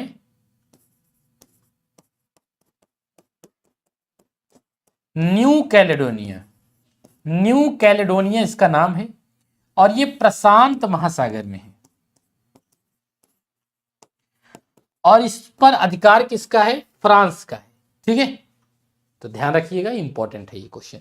दूसरा देखते हैं, 18वीं लोकसभा के चुनाव कितने चरणों में हुआ था? तो आप सभी को पता है कितने चरणों में, 7 चरणों में हुआ था। आ सकता है ऐसे, और थोड़ा रिवीजन रहेगा तो ध्यान रहेगा, नहीं तो भूल जाते हैं चीजें। बड़ा इजी लगता है पढ़ते समय, लेकिन एग्जाम में आता है तो कंफ्यूज हो जाते हैं, है ना। पृथ्वी पर नाइट्रोजन स्थिरीकरण निम्नलिखित में से किस तरीके से होता है? नाइट्रोजन स्थिरीकरण किस तरीके से होता है? नाइट्रोजन फिक्सिंग से होता है। नाइट्रोजन फिक्सिंग से होता है, यानी कि जीवाणु हरे नीले शैवाल द्वारा, और औद्योगिक प्रक्रियाओं द्वारा होता है, वायुमंडलीय प्रणाली द्वारा होता है। देखिए नाइट्रोजन का जो स्थिरीकरण है, इन तीनों विधियों के द्वारा आप कर सकते हैं, यानी कि आपका उत्तर 1, 2, 3 सभी हो जाएगा। ठीक है, तो ध्यान रखिएगा, इसका उत्तर क्या हो जाएगा? 1, 2 और 3। ठीक है, नाइट्रोजन फिक्सेशन। आगे देख लेते हैं, अंतरराष्ट्रीय श्रम संगठन द्वारा जारी, बड़ा इंपॉर्टेंट क्वेश्चन है, बहुत ही इंपॉर्टेंट क्वेश्चन। किसके द्वारा? अंतरराष्ट्रीय श्रम संगठन के द्वारा, ILO के द्वारा। ILO, लाभ एवं निर्धनता बलात् श्रम का अर्थशास्त्र रिपोर्ट, ये रिपोर्ट का नाम है ये। ठीक है, रिपोर्ट का नाम क्या है? लाभ एवं निर्धनता बलात् श्रम का अर्थशास्त्र। तो किसके द्वारा जारी? ये अंतरराष्ट्रीय श्रम संगठन के द्वारा जारी किया जाता है। इसके संदर्भ में बलात् श्रम से सर्वाधिक वार्षिक अवैध लाभ का क्षेत्र निम्नलिखित में से कौन सा है? देखो, जो बलात् श्रम के द्वारा लाभ प्राप्त किया जाता है, जैसे बलात् श्रम का मतलब क्या होता है? बलपूर्वक जो काम कराया जाता है। तो सबसे जो क्षेत्र है जिसमें से ज्यादा लाभ प्राप्त किया जाता है वो यौन शोषण है, यानी कि बलात् यौन शोषण के द्वारा सबसे ज्यादा लाभ प्राप्त किया जाता है इसमें। ठीक है, तो ध्यान रखना, इस रिपोर्ट के अनुसार काफी इंपॉर्टेंट है, किसके द्वारा जारी किया जाता है ये भी बहुत महत्वपूर्ण है, ध्यान रखना।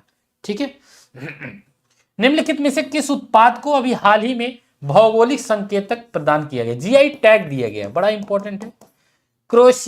क्रोशिया लेस शिल्प और माजुली मुखौटा एवं पांडुलिपि चित्रकारी, ये तो आपको पता होगा कहाँ का है, ये आसाम का है। ये आपका क्रोशिया, ये आंध्र प्रदेश का है। कहाँ का है? चलो कमेंट करके बताओ, ये आंध्र प्रदेश का है कि ये तेलंगाना का है? तो आंसर क्या हो जाएगा? आंध्र प्रदेश हो जाएगा। ठीक है, तो आंसर आपका 1 और 2 दोनों, ध्यान रखिएगा, बहुत आता है। अभी हाल ही में निम्नलिखित में से किस भौगोलिक क्षेत्र को भू विरासत स्थल घोषित किया गया है? भू विरासत स्थल किसको? पांडवुला गुट्टा कहां पे है? तमिलनाडु में है, सॉरी ये तेलंगाना में है। रामगढ़ क्रेटर ये राजस्थान में है ना। तो ये आंसर क्या हो जाएगा इन दोनों को? तो 1 और 2 दोनों सही जवाब हो जाएगा। ये से सवाल भी कि भू विरासत स्थल घोषित किए गए हैं, ये भी ध्यान रखिएगा, पूछ सकता है, किसी भी रूप से में पूछ सकता है। आगे देखिए, निम्नलिखित में से किस देश ने विकासशील देशों के समूह ब्रिक्स में शामिल होने की औपचारिक स्वीकृति मिलने के बाद इस समूह में शामिल ना होने का निर्णय लिया? एक तो सहमति बन गई शामिल हो जाओ, फिर इन्होंने कहा कि हम नहीं शामिल होंगे। उनका नाम क्या है? अर्जेंटीना, इथोपिया, ईरान या फिर उपरोक्त में से कोई नहीं। तो इसका आंसर क्या हो जाएगा? ये है आपका अर्जेंटीना। ठीक है, चलिए। संयुक्त राष्ट्र के निकाय, विश्व मौसम विज्ञान संगठन तथा यूरोपीय संघ की जलवायु परिवर्तन एजेंसी कोमरनिक्स के अनुसार निम्नलिखित में से कौन सा महाद्वीप में तापमान में सर्वाधिक तेजी से वृद्धि हो रही? सर्वाधिक तेजी से का मतलब क्या है? लगभग लगभग लगभग 2 गुना से ज्यादा की वृद्धि हो रही है, 2 गुना। तो ये एशिया, यूरोप, अफ्रीका या फिर दक्षिण अमेरिका। तो आंसर आपका क्या हो जाएगा? ये आपका यूरोप हो जाएगा। ठीक है। 25 फरवरी 2024 को प्रधानमंत्री नरेंद्र मोदी द्वारा उद्घाटन किया गया सुदर्शन सेतु निम्नलिखित में से कहां स्थित है? ओखा, मथुरा, भागलपुर और पुरी। तो आंसर क्या हो जाएगा आपका? ओखा, गुजरात में स्थित है। तो ध्यान रखिएगा, ये आपका सवाल है, ओखा, गुजरात। ठीक है, आगे और आज का अंतिम सवाल। भ्रष्टाचार के आरोपों में घिरी कीरू जल विद्युत परियोजना निम्नलिखित में से किस नदी पर स्थित है? सतलज नदी, ब्यास नदी, चिनाब नदी और झेलम नदी जम्मू कश्मीर में स्थित है। तो जम्मू कश्मीर की अगर आप ध्यान रखेंगे तो नदी का नाम भी बता देंगे। तो नदी का नाम क्या है आपका? चिनाब नदी, यानी कि सी ऑप्शन इसका सही हो जाएगा। तो पहला क्वेश्चन, फर्स्ट क्वेश्चन है, सैन्य अभ्यास धर्मा गार्डियन के बारे में निम्नलिखित में से कौन सा कथन सत्य है? यह भारतीय थल सेना एवं जापान के जमीनी आत्मरक्षा बल के बीच सैन्य अभ्यास है। धर्मा गार्डियन का 10वां संस्करण 25 से 9 मार्च 2024 तक राजस्थान के महाजन फील्ड फायरिंग रेंज में संपन्न हुआ। इस अभ्यास में जापानी सेना के 34वें इन्फेंट्री रेजिमेंट तथा भारतीय सेना की राजपूताना राइफल्स की एक बटालियन के 40-40 जवानों ने हिस्सा लिया। यह अभ्यास 1 वर्ष भारत में तथा 1 वर्ष जापान में होता है। तो इसमें से आपको बताना है कि कौन सा कथन इसमें से असत्य है। देखिए, ये 25 फरवरी से 9 मार्च तक हुआ, ये बात तो आपका ठीक है। इसमें क्या लिखा है? 25 फरवरी से 9 मार्च 2024 में तक राजस्थान के महाजन फील्ड फायरिंग रेंज में संपन्न हुआ। असत्य आपका यही है, क्योंकि ये कहां पे हुआ? धर्मा गार्डियन का 10वां संस्करण। अच्छा, गलती इसमें 10वें संस्करण में है, क्योंकि ये 10वां संस्करण नहीं था, ये कौथा संस्करण था भाई? ये आपका 5वां संस्करण था। ठीक है, कौथा संस्करण था? ये 5वां संस्करण था, ध्यान रखिए। क्योंकि पहली बार ये जो आयोजित किया गया था, ये 2018 में आयोजित किया गया था। इसमें देखो, ये बात सही है, और ये महाजन फील्ड फायरिंग रेंज ये भी सही है। इसमें 10वां संस्करण की जगह पे क्या होगा? 5वां संस्करण ये हुआ। और ये बात सच है, ये बारी बारी से होता है। एक बार ये जापान में होता है, एक बार भारत में होता है, बारी बारी से होता है। और ये भारत और जापान के मध्य होता है, ये भी बड़ा इंपॉर्टेंट है, आपने देखा। बस 2018 में पहली बार ये आयोजित किया गया, तो इसके बारे में भी थोड़ा सा आप ध्यान में रखना। ठीक है, तो इसमें से गलत आपको तलाशना था, तो बी आपको गलत मिल गया, उत्तर आपका बी हो जाएगा। किसे लोकपाल का अध्यक्ष नियुक्त किया गया है? किसके द्वारा किया गया है भाई? राष्ट्रपति के द्वारा किया गया है। तो किसको किया गया है, नाम बताइए। सर्वोच्च न्यायालय के सेवानिवृत्त न्यायाधीश AM खानविलकर, सर्वोच्च न्यायालय के सेवानिवृत्त न्यायाधीश न्यायमूर्ति रविंद्र भद्र नवीन भट्ट, और सर्वोच्च न्यायालय के सेवानिवृत्त न्यायाधीश संजय किशन कौल। उपयुक्त में से कोई नहीं। देखिए, आंसर आपका क्या हो जाएगा? ए सही जवाब हो जाएगा। AM खानविलकर जी को किया गया। तो ध्यान रखना, ये आता है क्वेश्चन। ठीक है, किसने किया? द्रौपदी मुर्मू जी ने किया, राष्ट्रपति जी ने किया। ठीक है, आगे बढ़िए। निम्नलिखित में से किस भारतीय को ब्रिटेन के सम्राट चार्ल्स तृतीय द्वारा नाइटहुड से सम्मानित किया गया या किए जाने की घोषणा 2024 में की गई? नाम क्या याद है इनका? याद रखिएगा, सुनील भारती मित्तल, आदित्य बिरला, NR नारायण मूर्ति या फिर SP। आंसर क्या हो जाएगा? सुनील भारती मित्तल, जो भारतीय इंटरप्राइजेज है उसके जो मालिक हैं उनको सुनील भारती मित्तल। तो ठीक है, तो याद रखिएगा, ठीक है, भारतीय इंटरप्राइज के जो अध्यक्ष हैं और संस्थापक कह लो या अध्यक्ष कह लो, दोनों हैं। ठीक है, सुनील भारती मित्तल को। अच्छा सवाल था। चलो ये थोड़ा सा बड़ा है तो आपको देखने में प्रॉब्लम, लेकिन मैं बोल देता हूं।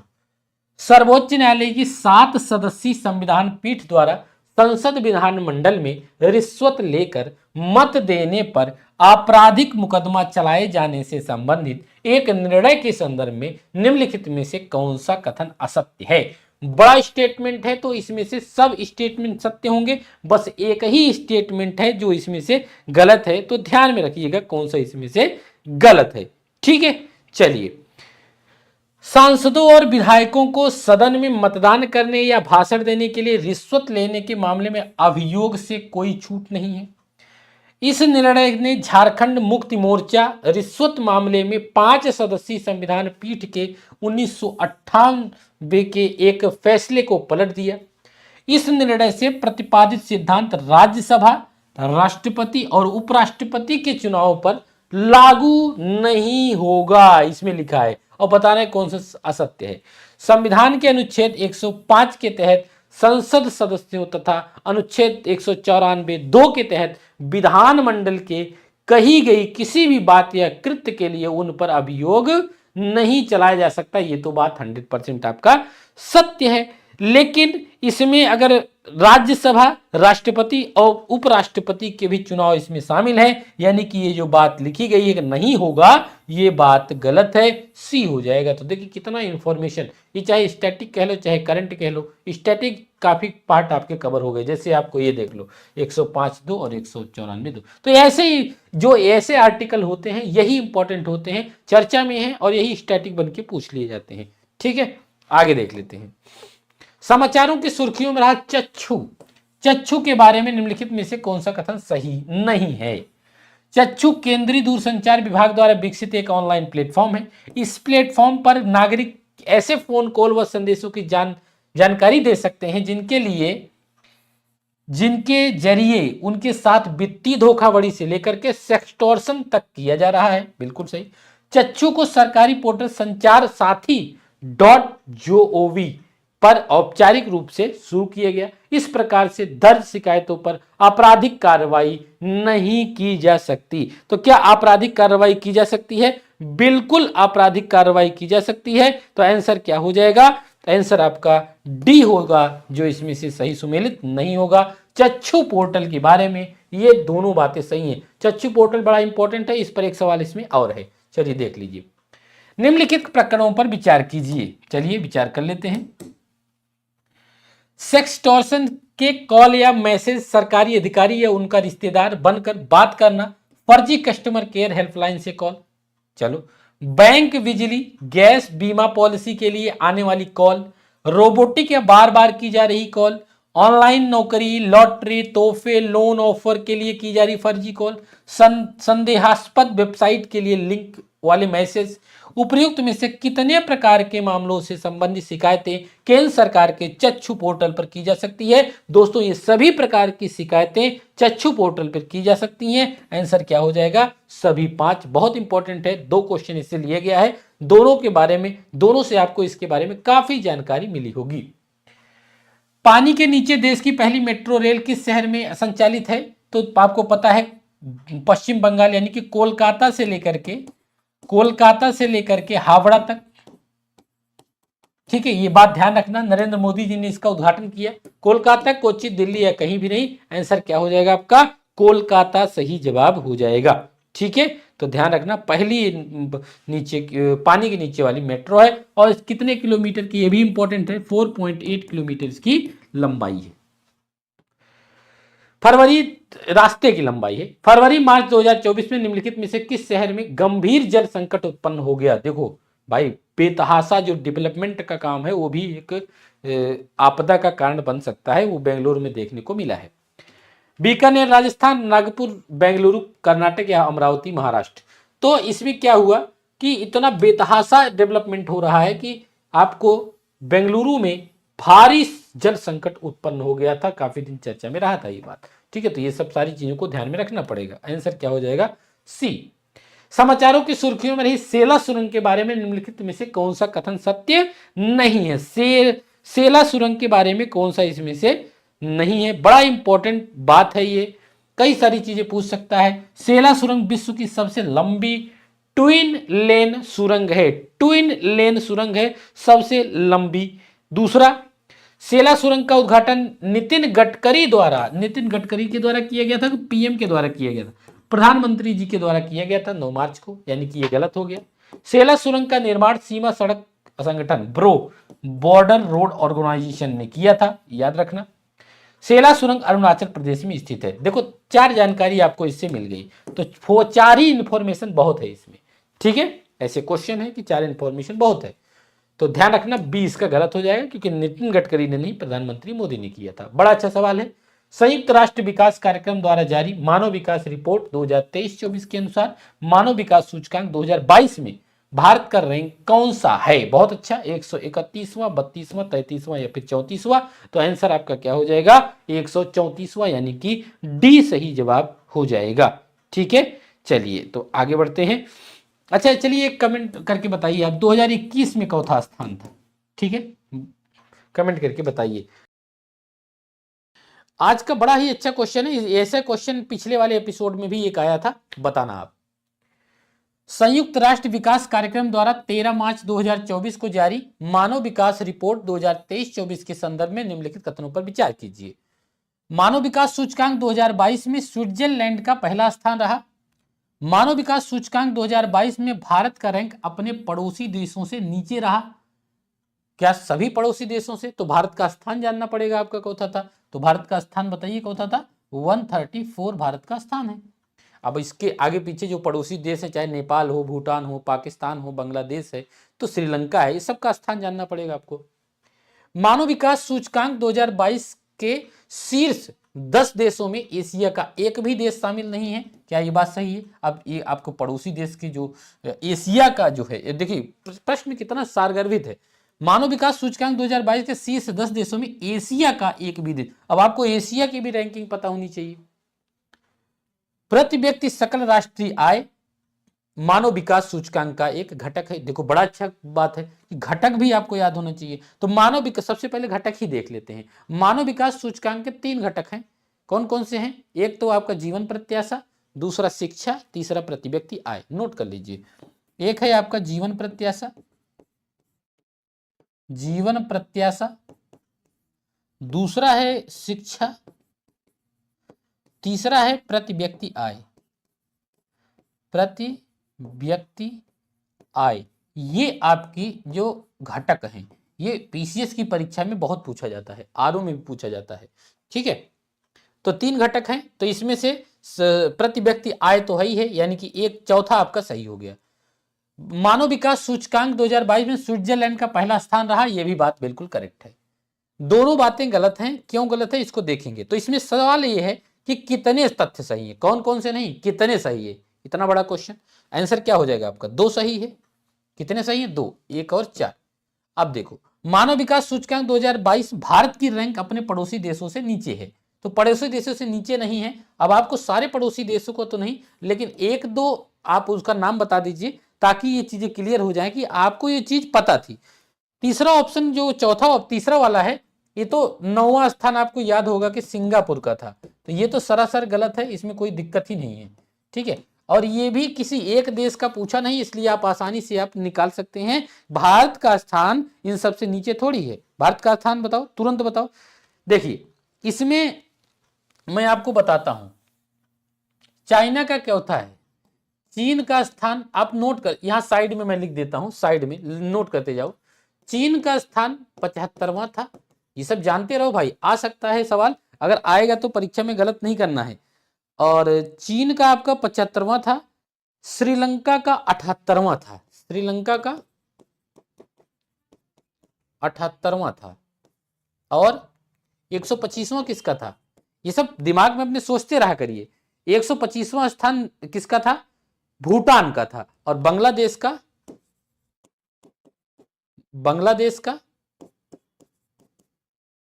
129वां स्थान था। यही तो कम से कम पड़ोसी देशों का तो याद ही होना चाहिए। अच्छा एक चीज और है, आप जिस पर ये आप निकाल सकते हैं कि गलत है। तो पाकिस्तान का स्थान रहा 164वां, भारत की रैंकिंग रही 134। तो जाहिर सी बात है भारत इससे तो नीचे नहीं है, सभी पड़ोसी देशों से, ठीक है। तो इसमें लिखा है अपने पड़ोसी देशों से नीचे है, तो ये बात गलत है। तो ये कम से कम पड़ोसी देशों का आपको याद होना चाहिए, बड़ा ही महत्वपूर्ण है, ठीक है। चलिए आगे देख लेते हैं नेक्स्ट। तो समझ गए होंगे, काफी अच्छा सवाल था। देखो सवाल नंबर आप क्वेश्चन पर बहुत ज्यादा मत भागा करिए, सवाल आ गया है, अब इससे जो भी सवाल बन सकते हैं, मुझे लगता है मानव विकास सूचकांक अगर आएगा तो इन्हीं चीजों से पूछा जाता है, ठीक है। चलिए आगे देख लेते हैं, और अब जब नेक्स्ट आएगा उसको भी ध्यान में रखते हुए चलना है। निम्नलिखित नामों पर विचार कीजिए, ज्ञानेश कुमार, सुखवीर सिंह संधू, राजीव कुमार, उपयुक्त में से कितनों को 15 मार्च 2024 के भारत का निर्वाचन आयुक्त घोषित किया गया, नियुक्त किया गया है। तो जाहिर सी बात है ज्ञानेश कुमार और सुखवीर सिंह संधू, तो यही दो ऑप्शन आपके सही हो जाएंगे। ये कहाँ के हैं, ये दोनों क्या हैं, ये IAS अधिकारी रहे हैं। ये किस कैडर के थे, ये उत्तराखंड कैडर के थे, है ना। तो यानी कि कितने को, दो को, एक और दो, यानी कि दो ऑप्शन सही हो जाएगा, केवल दो। कितना है पूछा है ना, इसीलिए दो सही जवाब हो जाएगा, ठीक है। ज्ञानेश कुमार और सुखबीर सिंह। तो ज्ञानेश कुमार केडर कैडेट के, केरल, ये केरल के थे, केरल कैडर। ये दोनों जो है 1988 बैच के IAS अधिकारी रहे हैं, ठीक है। अब आपकी इसकी एलिजिबिलिटी वगैरह भी अगर ध्यान में आए, पढ़ लें तो बहुत अच्छी बात है। निर्वाचन आयुक्त की, भारत के दूसरे महिला प्रीमियर लीग 2024 का खिताब किसने जीता, royal challenger Bangalore, Mumbai Indian, Mumbai, दो बार लिख दिए, गुजरात जायंट। देखो बेंगलोर पुरुषों वाली टीम तो कभी कमाल कर नहीं पाई, लेकिन महिलाओं वाली टीम कमाल कर दी थी। तो ध्यान रहे, आंसर आपका क्या हो जाएगा। आगे देखते हैं, समाचारों की सुर्खियों में रही गंबूसिया के बारे में निम्नलिखित में से कौन सा कथन सही नहीं है। बड़ा अच्छा सवाल है। यह दक्षिण पूर्व एशिया, दक्षिण पूर्व संयुक्त राज्य अमेरिका के ताजे पानी में पाई जाने वाली मॉस्किटो फिश है, ठीक है, मॉस्किटो फिश। विश्व में गंबूसिया की 10 प्रजातियां पाई जाती हैं। क्या 10 प्रजातियां हैं, दो ही प्रजाति हमने सुना था समाचारों में। इन्हें आंध्र प्रदेश, उड़ीसा और पंजाब के विभिन्न क्षेत्रों में मच्छरों के बढ़ते खतरे से निपटने के लिए जल निकायों में छोड़ा गया है। ये मच्छरों के लार्वा को खाती हैं, जिससे मच्छर उत्पन्न नहीं हो सकते। तो देख आप क्वेश्चन का लेवल समझ पा रहे हो, तो इतना क्वेश्चन में ही आपको ऑप्शन मिल जाएंगे, तो आपको एक्स्ट्रा जानकारी की जरूरत ही नहीं है। ये तीनों याद करो पहली बात, और ये गलत है क्योंकि ये 10 प्रजातियां नहीं है, 2 प्रजातियां हैं, ध्यान रखना है आपको, ठीक है। चलिए आगे बढ़ जाते हैं। तो इसकी केवल 2 ही प्रजातियां हैं। अच्छा, दोनों प्रजातियों के अगर नाम पूछ लिया जाए तो आप इसको ध्यान रखना थोड़ा सा। गंबूसिया एफिनिस, इसी के नाम से है, गंबूसिया एफिनिस, एफिनिस।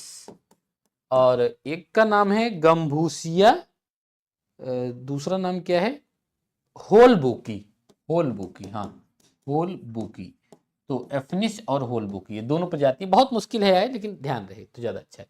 करौली, करौली क्या है, ऐसा था ना नीम करौली बाबा, नहीं, उनका नाम करौरी बाबा है। सिलिकॉन प्रमाणित कृत्रिम मेधा चिप है।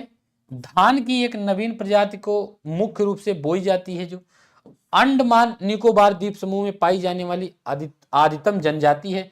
छत्तीसगढ़ के आदिवासियों में प्रचलित लोक नृत्य नहीं। ये सिलिकॉन प्रमाणित कृत्रिम मेधा चिप है, एक प्रकार की ये चिप है, ध्यान रखना, ठीक है। चलिए आगे देख लेते हैं।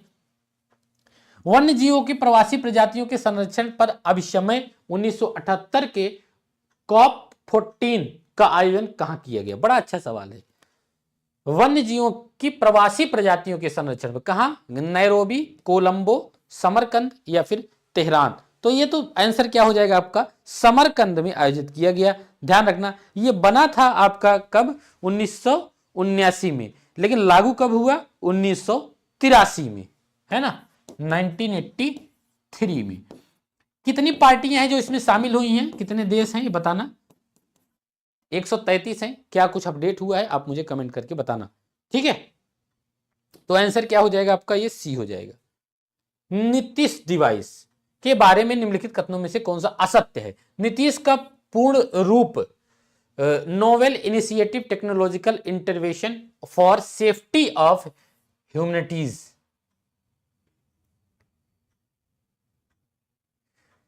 नीतीश डिवाइस को बिहार राज्य आपदा प्रबंधन प्राधिकरण द्वारा लॉन्च किया गया। नीतीश डिवाइस आकाशीय बिजली गिरने या बाढ़ आने से आधा घंटे पहले अपने उपयोगकर्ताओं को चेतावनी देता है। नीतीश डिवाइस को भारतीय मौसम विज्ञान विभाग द्वारा विकसित किया गया है। अच्छा, इसमें पूछा है कि कौन सा असत्य है, तो किसके द्वारा इसको किसके द्वारा? भारतीय प्रौद्योगिकी संस्थान पटना, भारतीय प्रौद्योगिकी संस्थान पटना के द्वारा विकसित किया गया है। सब सही है, केवल डी आपका गलत है। 96वें एकेडमिक अवार्ड 2023 में प्रदत्त पुरस्कारों के संदर्भ में निम्नलिखित में से कौन सा युग्म सही सुमेलित नहीं है? ठीक है, सर्वश्रेष्ठ अभिनेता किलियन मॉर्फी आ जाता है। सर्वश्रेष्ठ अभिनेत्री एम्मा स्टोन पुअर थिंग्स से। सर्वश्रेष्ठ निर्देशक क्रिस्टोफर नोलन ओपेनहाइमर से। ठीक है, सर्वश्रेष्ठ सपोर्टिंग अभिनेत्री लिली ग्लैडस्टोन, नहीं गलत है ये। सपोर्टिंग अभिनेत्री कौन? देखो ये सवाल आएगा तो कठिन हो जाएगा। डेविड रॉय, ठीक है, डेविड रॉय किसके लिए? द होल्ड ओवर, किसके लिए? द होल्ड ओवर, ठीक है, तो आंसर क्या हो जाएगा? द होल्ड ओवर्स, ओवर्स नाम है ना, ओवर्स, हाँ यही नाम है, द होल्ड ओवर्स। ठीक है, चलिए आगे देख लेते हैं। मार्च 2024 में भारत के राष्ट्रपति द्वारा राज्यसभा के लिए निम्नलिखित में से किसे मनोनीत किया गया? किसको भाई? कौन है जानते हैं? ऋषि सुनक का नाम सुना है? उन्हीं की सासू मां है ना। चलिए, फिल्म अभिनेत्री कंगना रनौत, समाज सेवी एवं लेखिका सुधा मूर्ति, इसरो के पूर्व अध्यक्ष SS किरण कुमार, विप्रो के संस्थापक एवं दानदाता अजीम प्रेम जी। नहीं, समाज सेवी एवं लेखिका सुधा मूर्ति हो जाएगा। ठीक है, तो याद रख लीजिए। यही नहीं, NR नारायण मूर्ति की ये पत्नी भी है, नारायण मूर्ति की ये पत्नी भी है सुधा मूर्ति। चलिए, संरक्षित स्मारकों के बारे में निम्नलिखित पर विचार कीजिए। ये 10वां नंबर सवाल है। किसी स्मारक को संरक्षित सूची से हटाए जाने का कार्य भारतीय पुरातत्व सर्वेक्षण द्वारा किया जाता है 100%। किसी स्मारक को संरक्षित स्मारक सूची से हटा दिए जाने के बाद भी उसके आसपास निर्माण कार्य नहीं किया जा सकता। नहीं, हटाया ही इसीलिए जाता है कि इसके आसपास निर्माण कार्य किया जा सकता। और ये चर्चा में इसलिए था क्योंकि 18 स्थलों को हटा दिया गया है इस सूची से। अब आपका काम क्या है? इन 18 स्थलों को एक बार पढ़ना और पढ़ करके रिप्लाई करना। ठीक है, तो ये थोड़ा सा काम कर लेना कि इन 18 स्थलों को पढ़ो और इसको कमेंट में लिखो। आपको 2 4 5 तो याद ही हो जाएगा, है ना। तो इसमें से कौन सा सही है? केवल एक सही है, दूसरा सही नहीं है। तो इसमें पूछा है सत्य कथन पर ना, तो केवल एक सही जवाब हो जाएगा।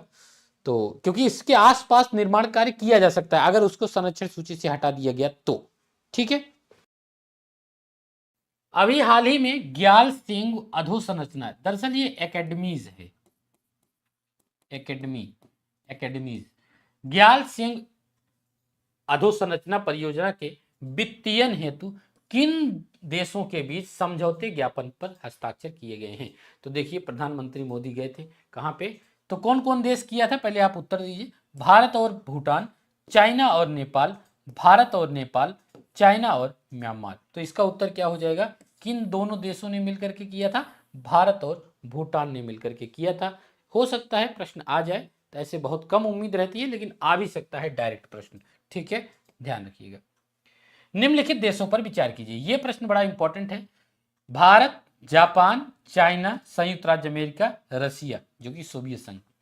उपयुक्त में से कितने देशों के अंतरिक्ष यान चंद्रमा पर सॉफ्ट लैंडिंग करने में सफल हो चुके हैं? कौन कौन देश गए भैया अपना सॉफ्ट लैंडिंग किए हैं चंद्रमा पर? भारत ने किया है, चाइना ने किया है, जापान ने किया है, संयुक्त राज्य अमेरिका ने किया और रसिया ने किया है। फ्रांस ने नहीं किया है। आंसर आपका क्या हो जाएगा? इसमें से कितने सही हैं? तो आपके 5 सही हैं, एक इसमें सही नहीं होगा। ऐसे सवाल बहुत पूछे जाते हैं एग्जाम में, तो ध्यान रखना इसका। ठीक है, आगे बढ़ते हैं। एक ज्वालामुखी के फटने से समाचारों की सुर्खियों में रहा रेक्जेंस प्रायद्वीप निम्नलिखित में से किस देश का हिस्सा है? फिलीपींस, आइसलैंड, रसिया या फिर कनाडा? तो डायरेक्ट अगर पूछेगा, ये सवाल बहुत पूछा जाता है, कहीं पर भूकंप आ गया, कहीं पर ज्वालामुखी फट गया, तो उसका नाम पूछ लेगा, उसका स्टैटिक पार्ट, तो किसका हिस्सा है ये आइसलैंड का हिस्सा है। ठीक है, तो ये पार्ट ध्यान रखना थोड़ा सा। निम्नलिखित में से कौन सा देश औपचारिक रूप से उत्तरी अटलांटिक संधि संगठन नाटो का 32वां सदस्य बना? फिनलैंड, उत्तरी मैसेडोनिया, स्वीडन और मॉन्टेनेग्रो। ठीक है, आंसर क्या हो जाएगा? आंसर आपका सॉरी, मैसेडोनिया नहीं है, स्वीडन है। क्या हो जाएगा? 32वें सदस्य की अगर हम बात करें तो स्वीडन हो जाएगा। आपसे एक सवाल ये है कि कोई ऐसा क्या पेपर है, कोई ऐसा अनुबंध है जिसको साइन करने पर नाटो का सदस्य बना जाता है, या उसके बनने के पहले किसी अनुबंध पे हस्ताक्षर किया जाता है? उसका एक टर्म है, उसका एक नाम है, उसका जरा आप लोग कमेंट करके हमें बताना। ठीक है, निम्नलिखित युग्मों में से कौन सा सही सुमेलित नहीं है? चलिए देख लेते हैं कौन सा सही सुमेलित नहीं है। इंदिरा गांधी प्यारी बहना सुख सम्मान निधि योजना, ये हिमाचल प्रदेश की योजना है, बहुत इंपॉर्टेंट प्रश्न है। महतारी वंदना योजना छत्तीसगढ़ की है। मुख्यमंत्री लाडली बहना योजना मध्य प्रदेश की है। लखपति दीदी योजना तेलंगाना की है। देखिए, पहला, दूसरा और तीसरा तो सत्य है, लेकिन लखपति दीदी जो योजना है ये आपकी केंद्र सरकार की योजना है। किसकी है? केंद्र सरकार की योजना है, ध्यान रखना। ये आपका तेलंगाना की योजना नहीं है। ठीक है, तो उत्तर आपका क्या हो जाएगा? इसमें जो सही नहीं है वो आपका डी सही जवाब हो जाएगा। ठीक है, चलिए आगे देख लेते हैं। नेक्स्ट सवाल हमारा क्या है?